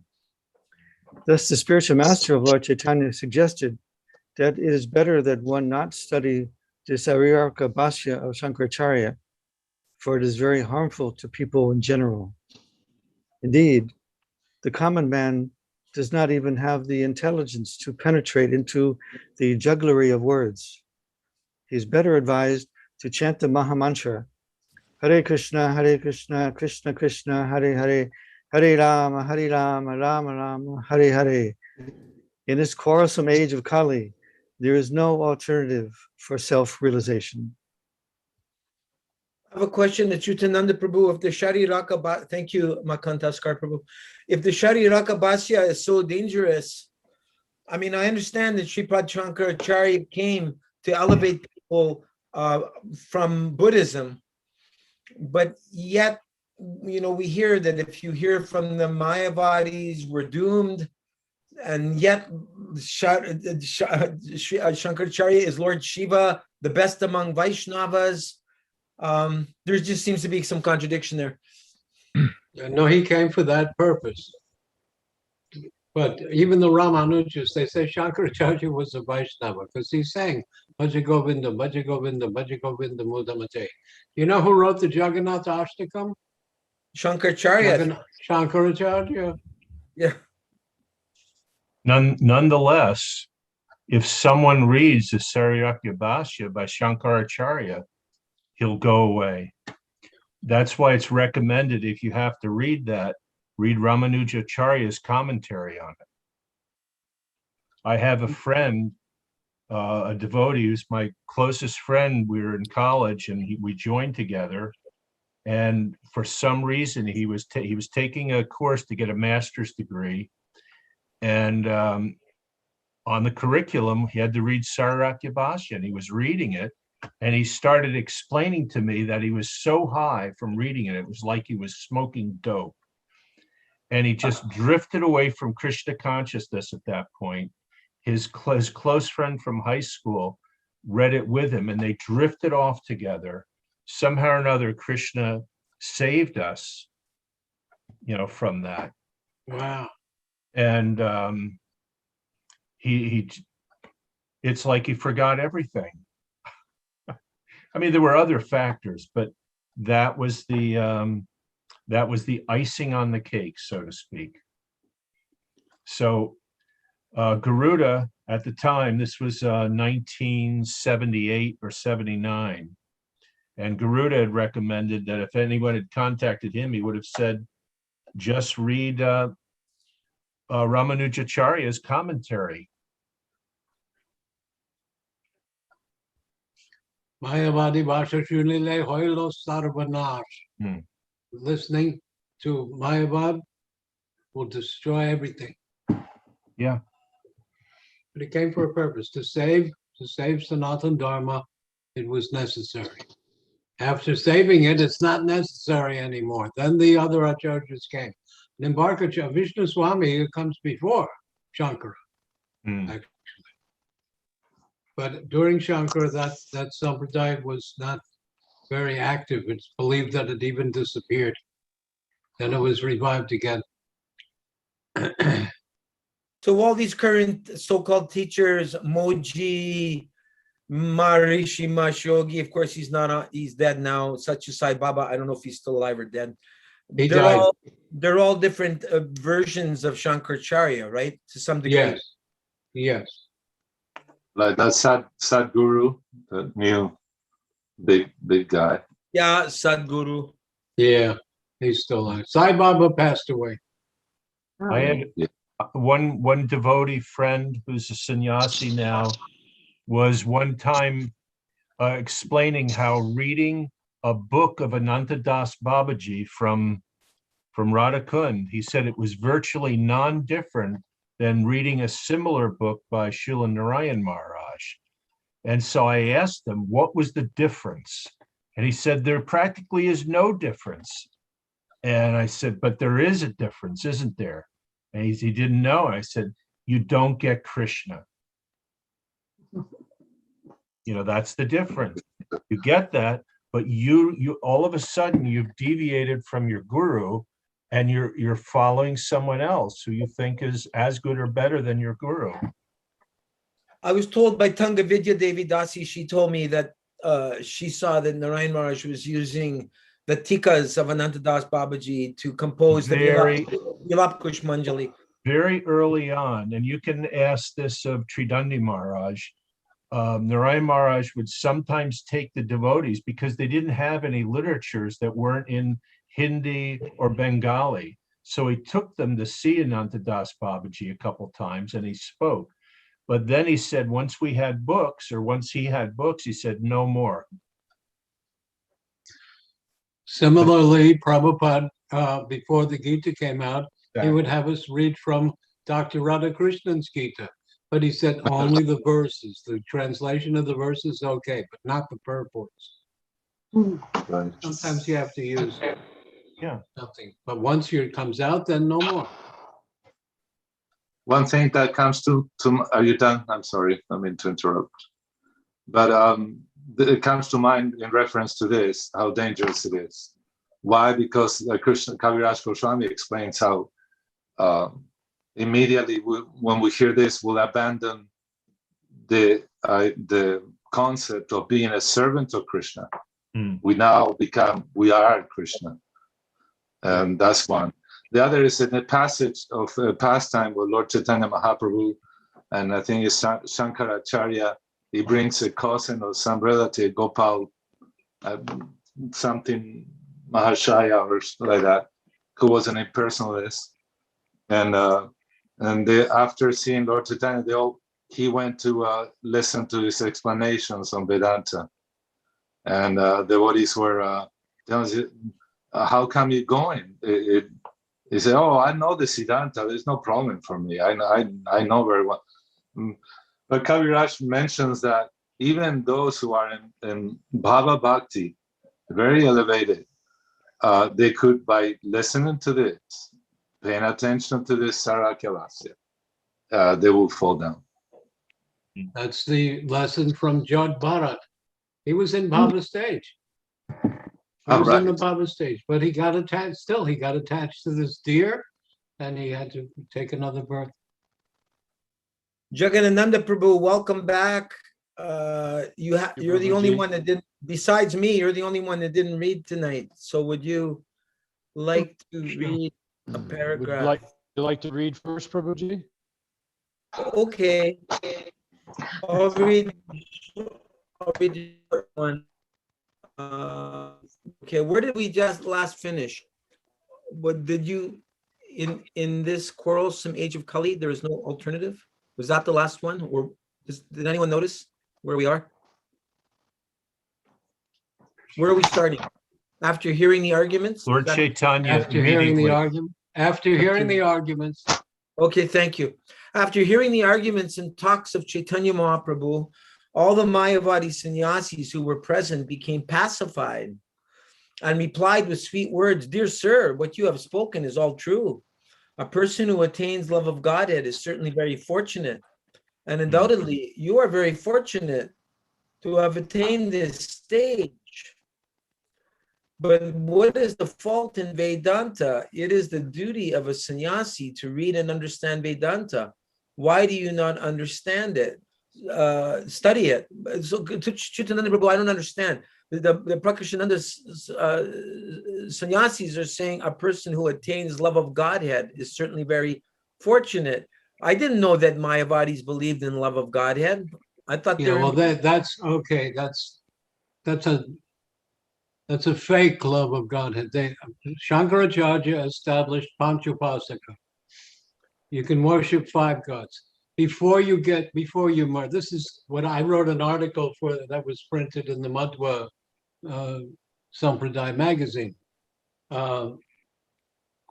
Divya Vesha, transcendental prostitution. The Shankaracharya to reestablish from the Buddha. Buddhism was everywhere. They broke down temples and put Buddhist images on top of them. It was bad.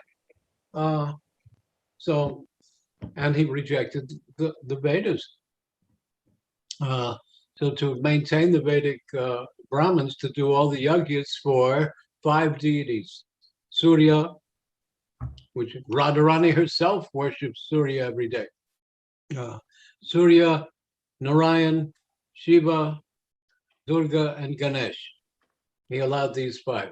So if somebody becomes emotionally attracted to that, the Shankara people think, well, you're coming to the modes of goodness. When Mahaprabhu fainted in Jagannath Puri and Sarvabhauma Bhattacharya first picks him up, the first thing that Mahaprabhu looks at Sarvabhauma says, Krishna materastu. May your mind be thinking of Krishna. And it says Sarvabhauma Bhattacharya understood that Lord Chaitanya was a Vaishnava sannyasi. Not that he was a Madhva yet, but he thought he was a Mayavadi sannyasi who's worshiping Narayan, not Ganesh or Shiva or the other 4. So, yeah, they just call it religion. But then it's prostitution because you pretend to have devotion, and then when you merge and you become God, you leave the beloved. It's only a fake. That I'm seeing what the Prabhupada's movement of chanting. All these Mayavadis started kirtan in India, singing songs, and they would sing to the other 4 deities. They didn't sing any Surya songs, no, but they I don't think there's any Surya kirtans, but they would sing Shiva songs and also Narayan and Krishna songs also. But it's fake. It's not real Krishna. They think that's a Sattvagun Krishna, which gets them into trouble because how can Krishna be in Sattvagun? He's dancing with other men's wives. That's not very sattvic. They worship young girls. I saw 300 young Indian girls in South India performing Katyayani Puja. And each of them had a gatam, a cup, mango leaves, coconut, paraphernalia, achaman, and offerings. 300 in rows. And on the dais were Mayavadi pundits reciting Vedas and Katyayani Puja. And then they came to the same verse, Katyayani Mahamayi Mahayoginya Deshwara. Nanda Gopa Sute Devi Pating Me Kurute Nama. Those girls are all praying in Hinduism and Shankara to pray to. It's okay to pray to these demigods like Katyayani for a husband. But then there's this verse: May the son of Nanda, the cowherd man, his son become my husband. So some of them are going to ask, who's that? And this was recited by the pundits up on the dais with the Shiva thing, Rudraksha beads, big Katyayani Kali deity. But here it says, may Lord Krishna, the son of Nanda, become my husband. Okay. But that's why the Vedic culture will bring you up and up and up to transcendence. Don't leave yet. Jagadananda Prabhu, please end the evening with the last paragraph.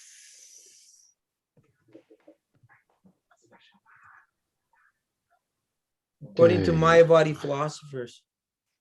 According to Mayavadi philosophers, Vedanta refers to the Sariraka commentary of Shankaracharya. When impersonal philosophers refer to Vedanta and the Upanishads, they are actually referring to the commentaries of Shankaracharya, the great teacher of Mayavad philosophy. After Shankaracharya came to Sadananda Yogi, who claimed that the Vedanta and Upanishads should be understood through the commentaries of Shankaracharya. Factually, this is not so. There are many commentaries on Vedanta and the Upanishads made by the Vaishnavacharyas, and these are preferred to those of Shankaracharya. However, the Mayavad philosophers influenced by Shankaracharya do not attribute any importance to the Vaishnava understandings. Any closing words for us on that, Acyutananda Prabhu? Or Loka Guru?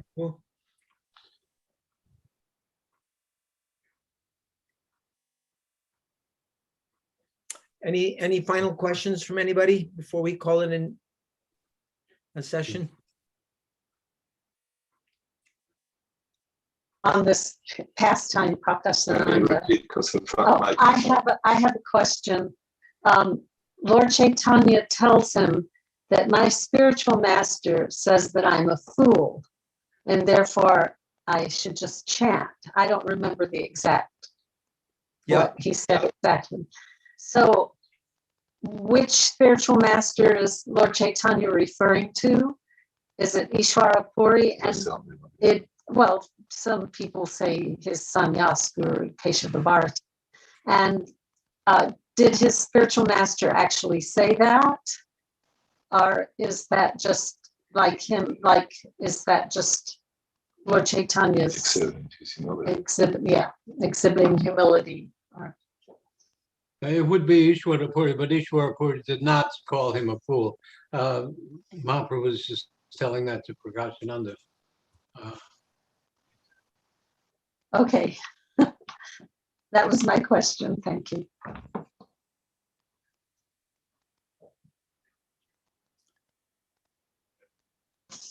Any closing words?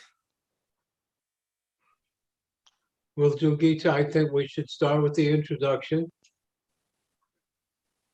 Okay.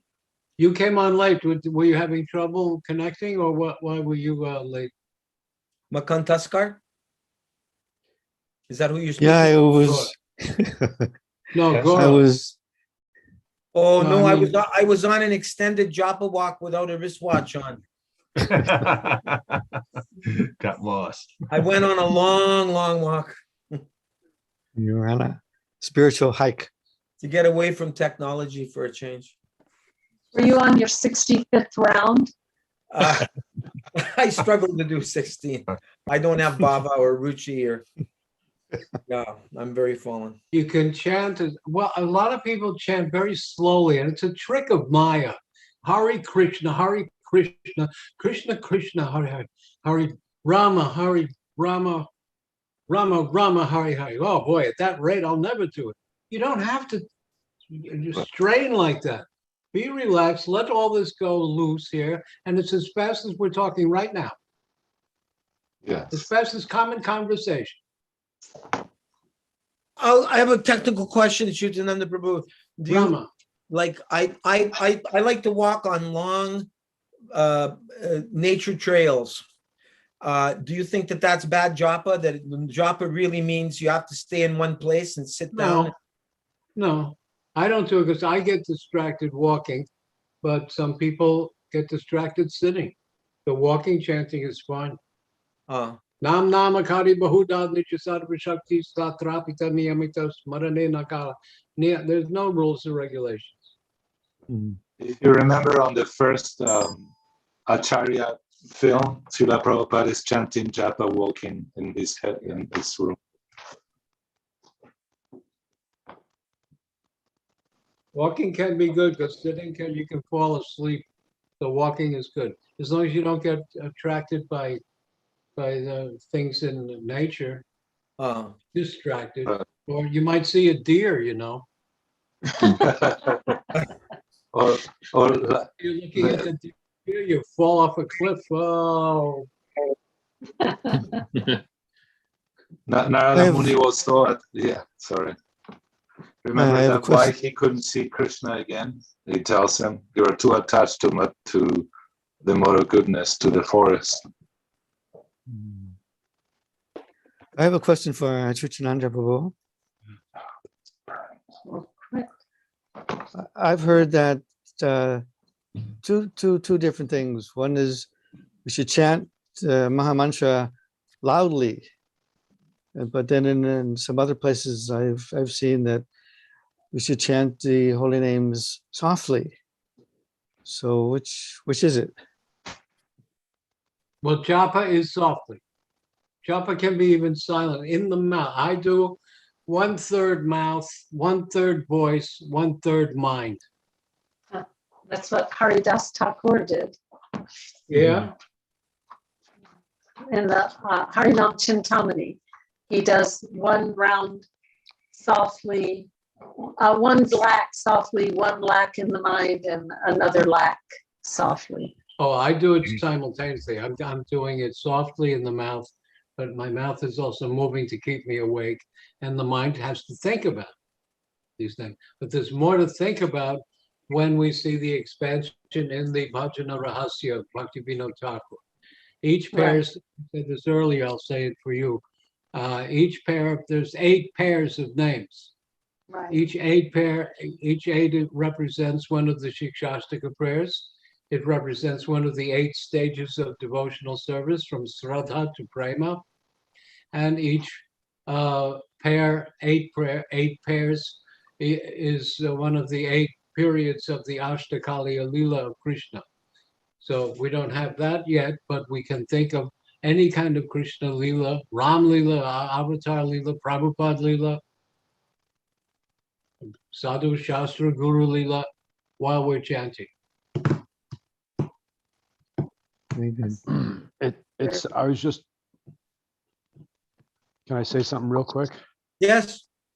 Yeah, I just pulled up this, there's a great paper if anybody wants to read about this point of silent chanting or loud chanting.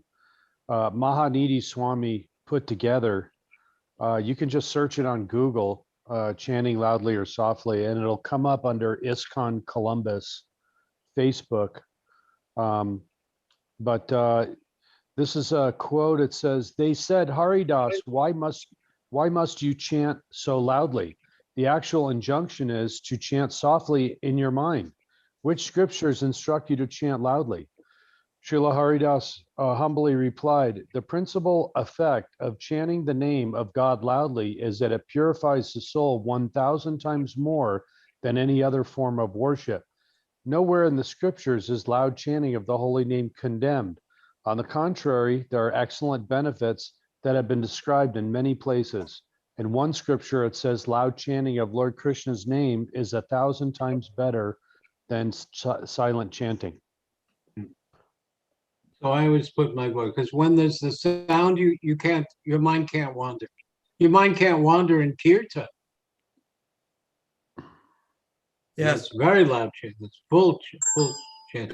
There's a great important book. earlier about dancing, that Lord Chaitanya was not dancing, or devotees don't dance with certain steps, or I really don't like it that they're teaching Bharatanatyam, you know, with hand. I don't know what this means. They're always doing this. What is this? I don't know what this means. You know, everything that's formal. I don't even like, you know, I'm a musician, but it doesn't matter, because if you have prescribed music and prescribed dancing, then what about the people who are not talented in music or dance? They're going to feel left out. Then it becomes a performance that they shut up and they watch you. What are you supposed to do? Clap, thank you, and then say thank you for the applause. You know, it cuts out the whole the audience. The only performance kirtan lady that I've seen is Janavi Harrison. She has musicians, she has keyboard, she has guitars, but the whole audience is chanting. She can do both. There is Oh, go on. Sorry. Nagapatni, you were going to say something. Can you hear? Nanda. Just that there's a very nice series by Hari Prasad. He's part of the kind of Shastric GBC group, but he does give wonderful lectures, and he did a series on chanting the holy name. It's very good. It's on YouTube. Yeah. Last night I heard there's a little short, brief discussion actually by Srinarayan Maharaj, and he talks if the difference between perfect performance, that you might do all the tabla and the raga and ragini, and you chanting Radhe Jaya Jaya Madhava Dainte. What is the purpose of that chanting if it won't melt your heart? He said, you're going to do a performance You have to be very careful, because it might be perfect artistically speaking, but it distracts you from the main thing, which is that you can chant without instruments and attain what's the purpose of that song, that will be to melt our hearts. There will be no crying from a perfect performance. There will be, oh, great. I mean, that's very pleasing to the ear, but the main goal is to Wow, melt wow, our look at heart. those. Look at how he can play this or the keyboard. Right. Yes. Actually, I have a story about that. Yogeshwar Prabhu was in downtown London, and he met Tamal Krishna, who I don't think was a Swami at the time. And he walked up to him and started telling him that Krishna's God and he's blue, and asked him what was he doing. And he said, well, I'm a university student at the Sorbonne in France. He said, oh, what else do you do? He said, I'm a keyboard player in a jazz band. And Tamal said to him, okay, come with me. Now you're going to join Krishna's band. And he got in the van and drove him to Abbey Road Studios, opened the door, and there was George Harrison. His mind was already blowing because he had found out that God was blue and he played a flute. And now he was meeting another one of the gods, George Harrison. So he was asked to sit down, or demigods, I mean. And so he was asked to sit down at the harmonium and to accompany the Radha Krishna temple devotees to make a recording. And at one point, he put in a little fill on the harmonium on one of the tracks. And George looked at him and went like, gave him one of those looks like, really? Like, that wasn't necessary. Like, why are you showing off? Like, why are you trying to be a performer? That's great. I never heard that part. That's terrific. I've often wondered, you know, I've seen the Matajis, the Vaishnavis in Europe and in Russia. I see now that they're put in the front. They're very beautiful. They're all in beautiful saris. Their dancing is completely coordinated. They're doing all the same gestures. I mean, it looks very attractive, very professional. And they're in front of all the, you know, all the men. The men are in the back. The ladies are way out front. And I just like, I don't know what to make of it. I mean, in one sense, it's not relevant to me. I'm just living north of Toronto. I don't see them. But I'm just wondering, like, what would Srila Prabhupada say? Like, I really don't, I have no reference point for that. I think it's great. I think it's great because so many times on Harinam or even at Rath Yatra, it's completely unorganized. And when you read the Chaitanya Charitamrita about Mahaprabhu at Rath Yatra in Puri, the kirtan parties and everything, mridanga players, kartal players, it's all organized, totally organized.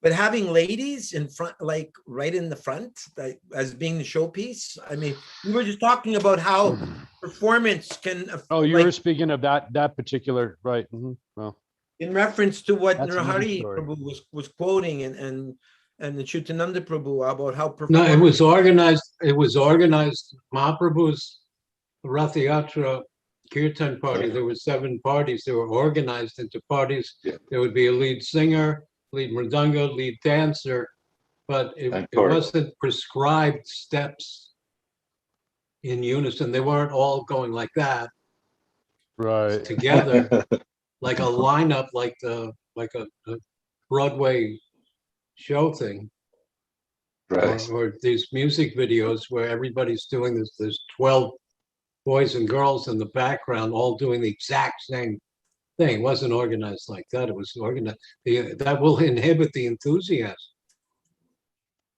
but I agree. Because I just know, think there's because opposite extremes. Acyutananda was the leader of one of those parties. Right. That was going to be my question. Did Prabhupada ever mention that to you? Did he give you your name personally? Sridhar Maharaj did. I think that's why I like to talk about Mahavishnu and Sadashiva, because that's Advaita Acharya. Your daddy. But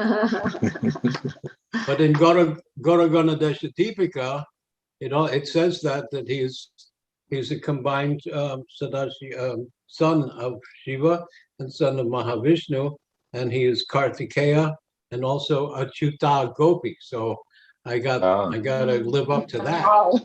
You got them all. I think you're on your way. I got to go that far. Jagadananda, did you have a comment, Prabhu? Jagadananda, or a question? No. I like Acyutananda Prabhu's comment.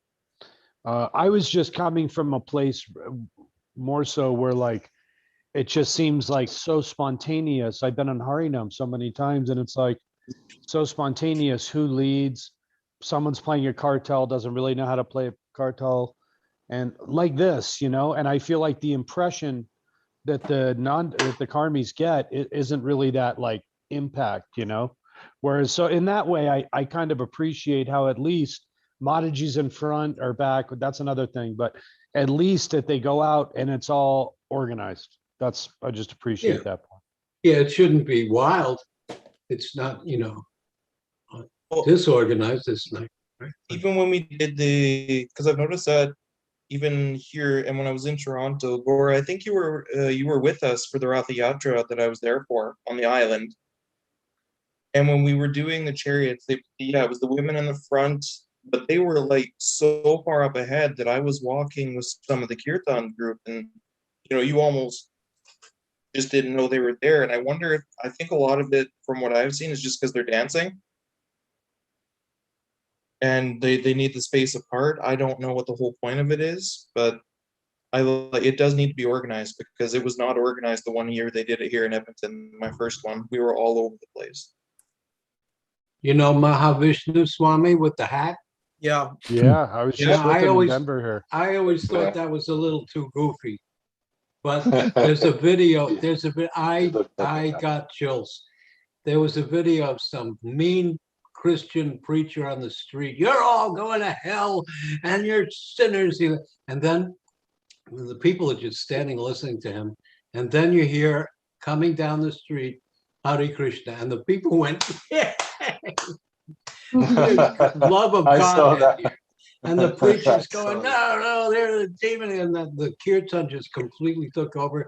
And there's an ordinary gentleman who started to go just like this, dancing in his own way, but he felt the enthusiasm.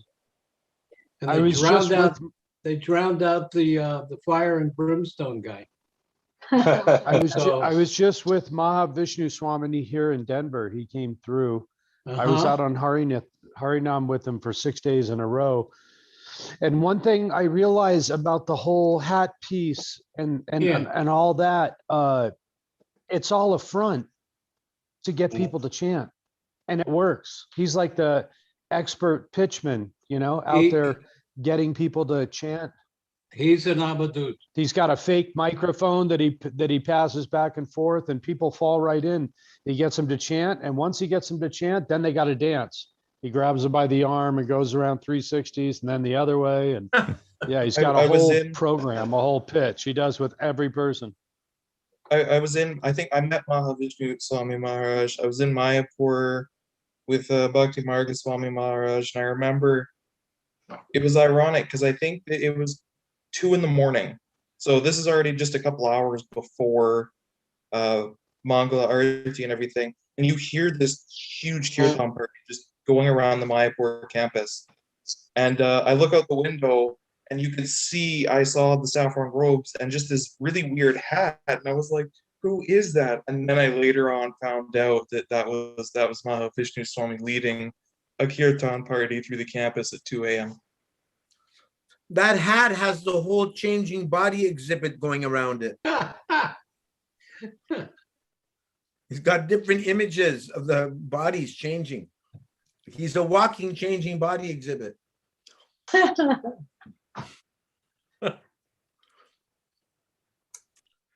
Almost 10:30 here, so I'm going to call it a night. So we'll have our first Bhagavad Gita class this Friday. That'll be great. I will be late to that because I work till 8 your time, but I'll join as soon as I get home. I'll inform Shikarani, since she's the one that was requesting it. Wouldn't be very nice if we start the class and she doesn't come. I'll tell her. And will Tridandi Maharaj be back? He said it's a really bad time for him and it really wrecks his schedule, but he said he'd try to come once every couple of weeks. Okay. Yeah, I'll tell him that you're asking about him. Or tell him that we can do a private Zoom when it's convenient in his time. I've already done that. I'm asking him for the window when it's open, and then I'll inform you. And Yeah. what code and what we'll use you. Yes, fine. Okay. Yeah. Thank you very much, everyone. Thank you, Makan Taskar, for coming for the first time. Hey, Hare Krishna. We'll do it again Friday. Please come back for Bhagavad Gita. That'll be Saturday morning, my time. I'll try to make it for sure. Yeah, that will be super. Thanks for coming back, Jagadananda. Thank you so much for having me. Dandavat pranams to everybody. Jai. Hare Krishna. Jai, Hare Krishna. Panchakalpa, Trubhyasya, Shavebhyo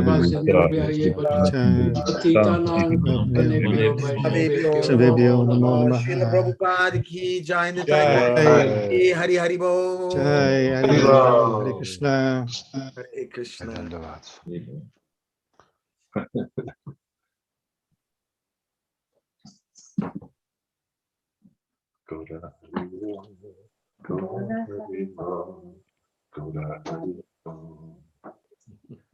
Jai Gaura Das ki jai. Thank you both for coming. There's a little bit of distortion coming from you folks tonight. I don't know what's up with your connection. Well, the internet is pretty weak here where we are. We're way at the end of in the country. Okay.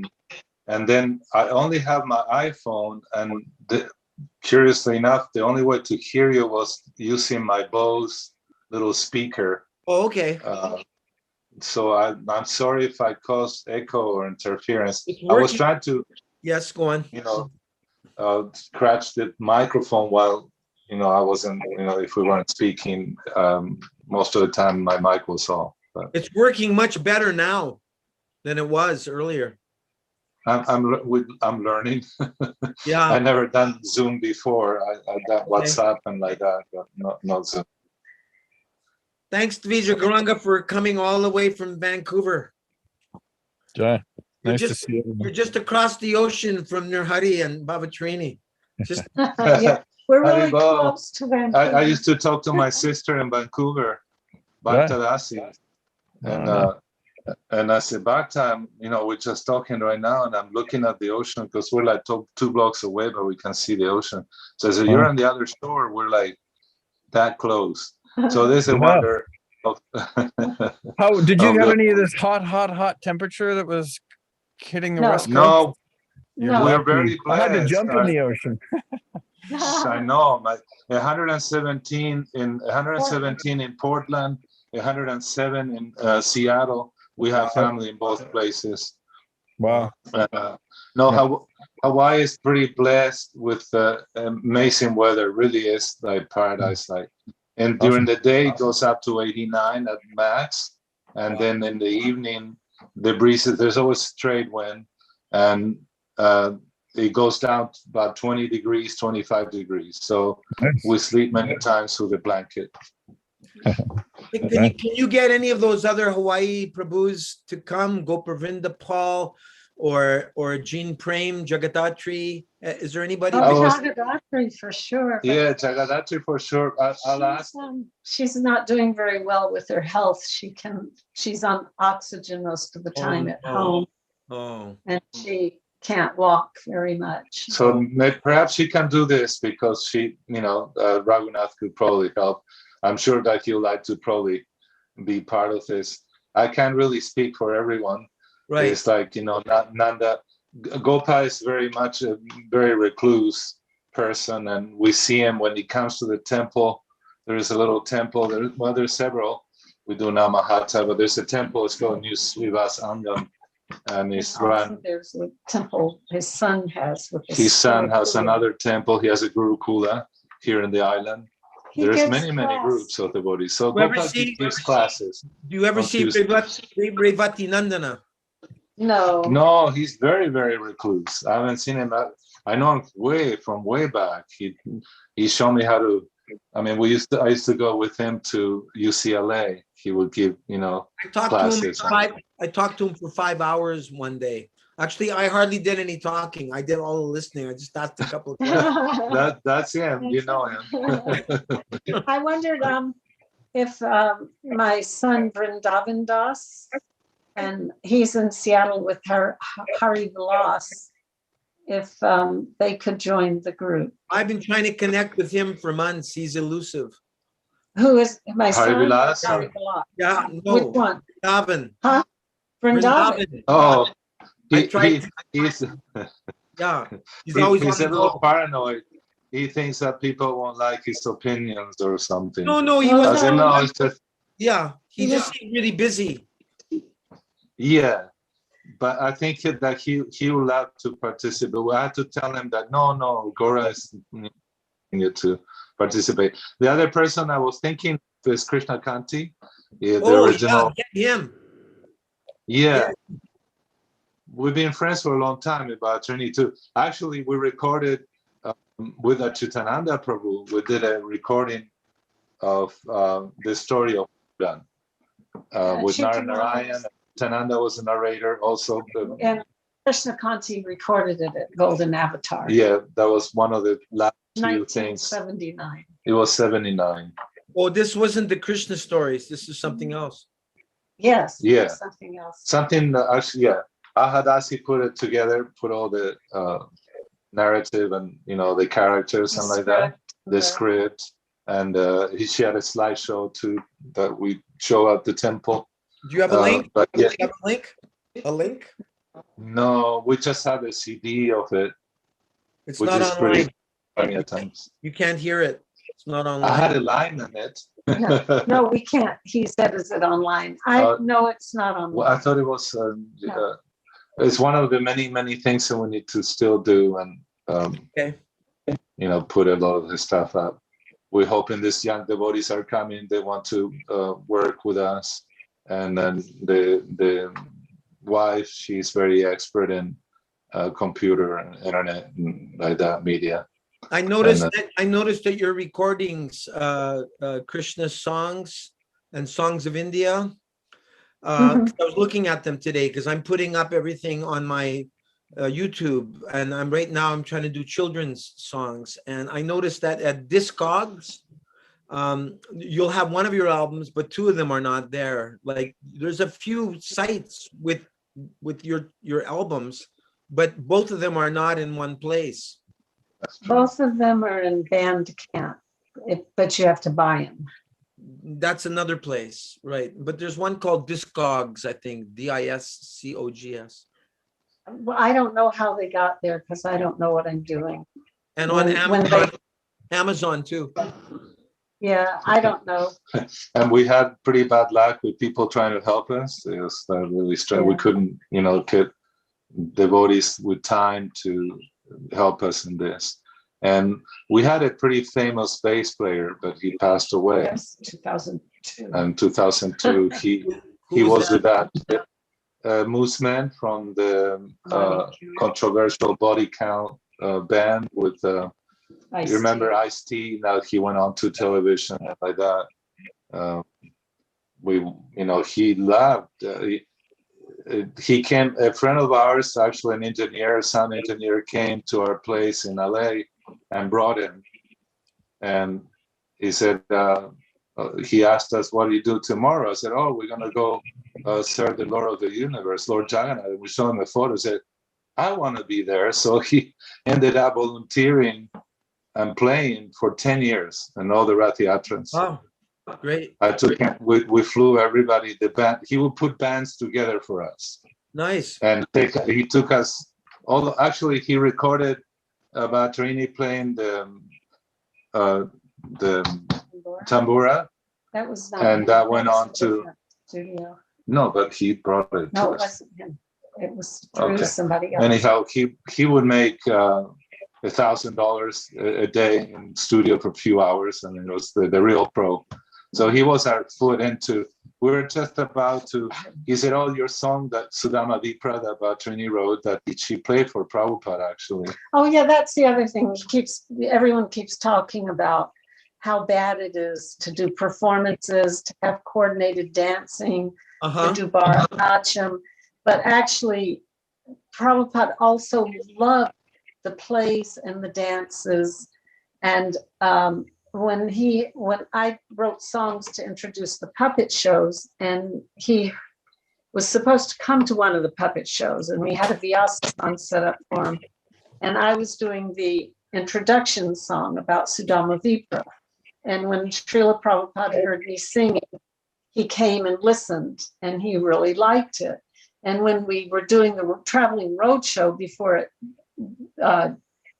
dissipated into Maya, he really appreciated it. He loved it. And he said that the deities were in the mood of Lord Chaitanya.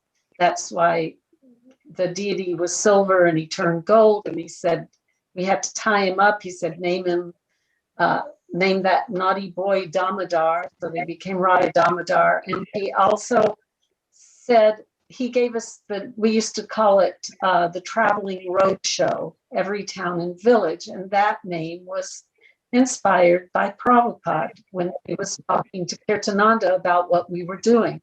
He said that actually in some places, he says that Gokul Vrindavan is a traveling road show. Oh, nice. And he says that Lord Chaitanya's pastimes are a traveling roadshow. They're going on in different universes.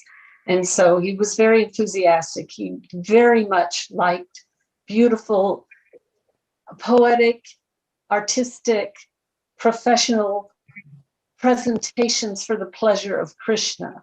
But when someone is doing kirtan and showing off their musical abilities, that's deflecting from the actual ability to appreciate it and feel emotions for Krishna. But if someone is just like the Devi Dasis that Roy Ramananda was training, they dance for the deities. So if you take your talent and use it to your best for serving Krishna, that's not the same as showing off during kirtan. Look at me, I'm a big kirtaniya. I lead better than anybody else. What about, okay, forget about being a kirtanier. What about having 20 beautiful women all decorated with gopi dots in beautiful saris, and they're all heading up the Harinam party, and they're all using mudras and Bharatanatyam moves. What's your view? Because you and I were all coming, I mean, you're coming from even older school than me. I came in 75, but I mean, our Harinams were never like that. I'm just wondering, because I have no reference point. But when we were doing the traveling roadshow, we would do plays in the middle of it. And we also, in 74, Sudama had us doing Harinam in road, so we didn't obstruct traffic, but we had 40 devotees. So he had us in two abreast, and he had the women together in the middle, though. But sometimes Srila Prabhupada liked the beautiful attractiveness of women for presentations for the public. So, okay, so if I understand that this new standard, like Rasagya and Sadarupa, they would dance. They would be in the public and sometimes on stage, but sometimes we would do Harinam like that. So Harinam used to be like all day long. Yeah, for hours. But it's like you said, it was simple. I mean, and we were of course considered monks with shaved heads and like that. So we would walk to the next corner if the people would allow us to begin with. This is where I said they would follow us. 100 people at the end of the block would be looking at us. So the format was chanting for a few more minutes. Then as we were chanting, two of us will be distributing. At those times we had a mimeograph little pamphlet, broken up in two. One was the Prabhu who's crazy, because that was one of the things that was to be yelled at to by other people. And we had the image, the photo of the devotee and explaining what's tilak and the sika and like that. Yeah. But Hanuman, the sannyas who opened the temple, he would give explanations, and I have photos. I should actually upload and send them to you. I just got sent some photos of the whole Harinam, in Buenos Aires. But he allowed me to play guitar, and that's how I led kirtan. But when we did Harinam walking, that was at the park. But when we did walking through the city and like that, we were in twos, and we had a little modified congas. They looked like a little mini mridanga, and but the rest was cartels and like that. Then when we got a mridanga, and Hanuman had brought a call, a wooden drum, South Indian drum, dolak, and that's how we. And hours, Abhadrini said we did at least, I don't know, 8 hours probably, because the only thing we did is sometimes take a break if we weren't too far away, and come back to the have lunch and then go out again. And Hanuman would come with us, so that's how my guitar got stolen. Because one time the secretary, so-called secretary, they said, "Oh, I'm gonna stay back," and she proceeded to take all Prabhupada's tape. Hanuman had a collection of guitar. And I mean, nowadays you say, "Oh, we're so spoiled. There's so many ways to almost. It's unavoidable to be able to have Prabhupada's lectures. Sridhar Maharaj's lectures, Sridhar Maharaj. It's all online. It was so easy. But in those days, it was just tape. So to lose that, it was a tragedy. And then nobody wore authentic dhotis. I went to the store and bought a spool of cloth, sheets and they stay white if you're a grihasta, grihastas were and then we're yellow. Then they went to white, and then the brahmacharis, of course, he was suffering. But yes, our point of reference is, oh, you guys are dinosaurs.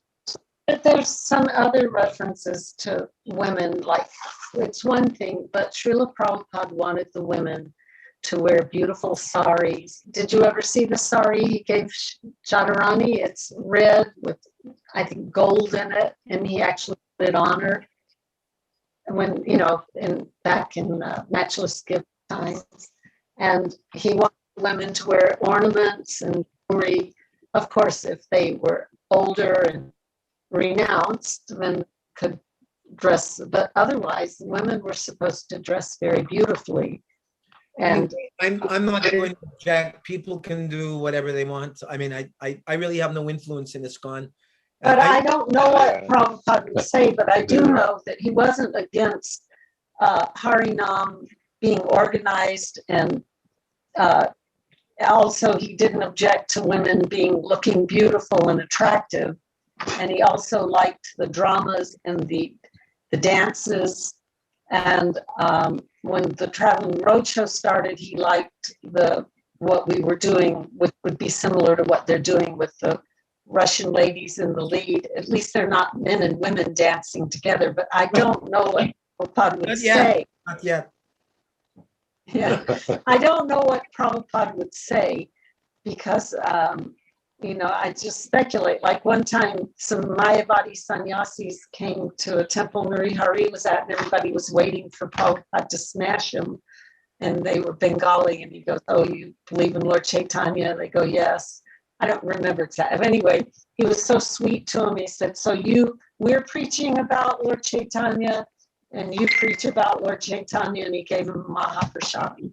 So the very first thing he said, because this was going on for a while, the devotees who go downtown to do Harinam in Mexico City. We were in this 1975, and it was very powerful time, because many questions were answered. But one of them was, the reaction of Prabhupada. Everybody, they finally got these two sannyasis, Bengali sannyasis, to come to the temple. And everybody the talk was, "Oh, now you'll see how Prabhupada is going to blast them, it's going to blow him off." And so I was there within Prabhupada's quarters. And the door opened. It was, oh, we have the sannyasis, Prabhupada. Okay, let them. And they came in, and when they saw Prabhupada, they just turned into this. They looked like two little boys. They were all just like, taken aback. I mean, Prabhupada didn't have to say anything. And he says, so Prabhupada tells him, do you agree, that Lord Chaitanya is the Supreme Lord? They went like this. They can hardly speak. So we are all Lord Chaitanya's men. So now just go on and spread the holy name around. And that's what Prabhupada told us. He hated this zonal thing. Now I'm GBC of this zone, so you don't come into my zone to do your work or whatever. And Prabhupada said, whatever there is two men, there's two opinions. You're never going to find, it's like my mom used to say, there's two women, that means two kitchens, because they're not going to get along. It's got to be two. So Prabhupada said, you agree on one thing. He said that we have to push on this movement.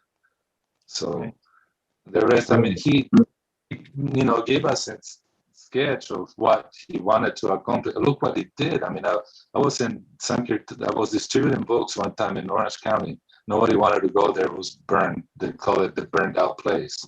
But it's surprising. Anyhow, I'm there in the parking lot, and this man came towards me, and I said, oh, we have this Srimad Bhagavatam. I started explaining to him, because I remember Prabhupada said, you have to distribute books in the strength of knowledge. What are you doing there? You're distributing knowledge. Don't try to, a gimmick. Anyhow, the man said, you're a disciple of Srila Prabhupada? This man is extraordinary. He didn't what no CEO can do, in 20 or 30 years. So yeah, I mean, look how short time Prabhupada did so much. And so there are things like he would say, well, okay, we know we have to establish Varnasam probably as a base. It's not that that's the goal, or cow care. But boy, what do we know in detail? There's gaps there. I'm studying what it'd be to take care of cows medically. I got so many people here giving their opinions, and they've been taking care of cows for a long time. So everything is kind of valid. If the goal is to please Krishna, the goal is to serve the spiritual master. So I was wondering the same thing. I've seen the Russian ladies dancing, and it's like, it's pretty, it could be, distracting for some people, but it's according to their adhikar, or according to their, their security, their whatever they have in their baggage, Is that Prabhupada telling Koshaga, Koshaga would say, Prabhupada, I saw Krishna in my experience with LSD. And Prabhupada said, it's not the drug, it's you. You were ready to see Krishna, so it's not the drug. So he would, the time of initiation, he said, what are the principles? And she repeated that, and Prabhupada said, and no LSD. In other words, she had the capacity to see Krishna without the influence of the LSD. Yeah. Right. So, I mean, I was, when I got to Los Angeles, it was 73, the first time when I was introduced to Srila Prabhupada by Hanuman with my sister and like that. And then I came back a few months later, and my thing was always go out and distribute books or be in Harinam, which we was together. But when I got to LA, it was the wigs. You had to wear, the bodies were wearing wigs going to the airport. It was a totally different situation. That's when I joined, yeah. Yeah. And paraphernalia became like a big deal, records. I sold it for years. I sold every kind you can name. Yeah. And I'm the one that brought the candle making to California, the first factory.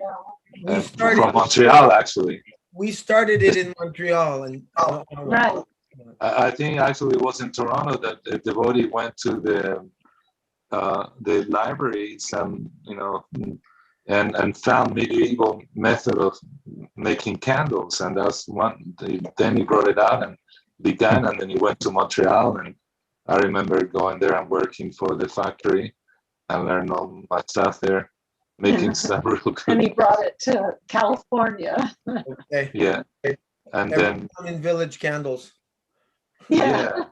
So, you know, it's always a fine line, but if we stick to the original stuff that Prabhupada gave us, it's always guaranteed success. Right. Right. Those who will be, to, you know, hear, I mean, we have people try to kill us in Harinam, you know, we're like doing, just We had doing, people trying to kill kirtan. us in our own temples. Very dangerous here. I The mean, material first world. devotees, I mean, we had the policeman, you know, the talking about the secret service of the Vatican, they came to our temple and machine gunned it. What? Yeah, you told me. Yeah. Yeah. I'm And gonna let you two continue because it's almost 11 o'clock. I'm here. sorry. Yeah. I'm going on. So my Dandavas Prabhus. Be I just continued. wanted to, I Yes. just wanted to say something about the It's very the professional or making things attractive to other people. You Yeah. know, it's a fine line, but Yeah. Srila Prabhupada did tell Narayan and his first wife to go all over India singing songs in English and playing the guitars. You know. Yeah, whether you're gonna get 20 brahmacharis wanting to walk behind 50 gorgeous women doing Bharatnatyam poses and twirling. That may be another story, you know. I mean, yeah. But remember when Sachinandan? No, Chai Sachinandan? Yeah. He wrote to Prabhupada, said, we're brahmacharis, we can't stand this thing of in the morning, you have a woman singing, you know, the Govinda Purusham prayers. Go to the forest. Go to the forest. Did you read this? And Prabhupada said, if you have so much trouble, just go to the forest, you know. But if you tell the brahmacharis that, then they may just go to the forest and the women can do their own harina. Yeah, something like that. So I don't know, you know, it's just like, it's a really, you know, package that you could take a long time, but it could boil down to a very simple thing. What are we doing it for? What is the goal of it? And you know, are we pleasing our spiritual? You know, having worked in the entertainment field, having 20, 30 gorgeous young ladies with all kinds of nice earrings, doing choreographed dance steps, that sounds like a really great production. It's gonna be very, very appealing to the karmis. Whether or not you can still sing the pure holy name with that type of presentation, I'm not sure. I guess it depends on the individual. Right. I In don't that know. particular case, me either. I've noticed that. I said, I wonder, you know, when people look at them, yeah, they're very attractive and they're synchronized and beautiful, colorful saris and gopi dots and the works, you know. So yes, it will be very attractive. Now, if you go to the other end, you have George Harrison, Mr. Rock and Roll, and orchestrating. Prabhupada said, oh, what about the, you know, I think Sachin also mentions this electric guitar and this and that. Prabhupada said, that's orchestration, you know, it's not the music that overpowered the word. And Prabhupada would chant that song and had tears in his eyes, you know, when Jamuna would be singing. So you know, it's, but it's that in Narayan Maharaj said it's a fine line, but don't get confused with Raga and Ragini, meaning, you know, how the perfect you're gonna be playing it. The tempo is right, the chorus is right. Oh, but at the same time, he had us play guitars and sing. And if we didn't do it perfectly, he'd say, what was wrong with you tonight? Oh, really? Yeah. Yeah. He was like a supreme kirtaniya, you know, like, I mean, tremendous kirtaniya, and got a rhythm. I would always look at, if there was a crowd of devotees, you know, we go to parikrama and he would see that I'm there. He looked at me and he would go, tonight. meaning playing guitar. Meaning play guitar. And he will watch every move I did with the guitar. He was very interested. And he will keep, I would look at his hand and he will keep, he will be keeping rhythm with his fingers. He had very good rhythm. He's like really good here. But he warned us, he said, he even chastised the body that was, you know, quite a kirtaniya and Sangha, and about, When Prabhupada was gesturing like that, was that for a street kirtan or was that for a stage kirtan? Can't hear you. Okay, you have to go to bed. I'm sorry. Yes, to keep you to out. be continued. To be continued. Thank you. Please Good night, follow us Vija. as humble obeisances. Buenas noches. Buenas noches. Buenas noches. Mucho gusto. Mucho gusto. No, you already know, man. Mucho gusto is when you meet somebody. First of all. Nice to meet you. Adios. Adios. Adios. Hasta luego. I like that. Or mucho. Buenas noches. Buenas noches. Vaya con Dios. Vaya con Krishna. Sí, gracias. Okay, good night. Good night.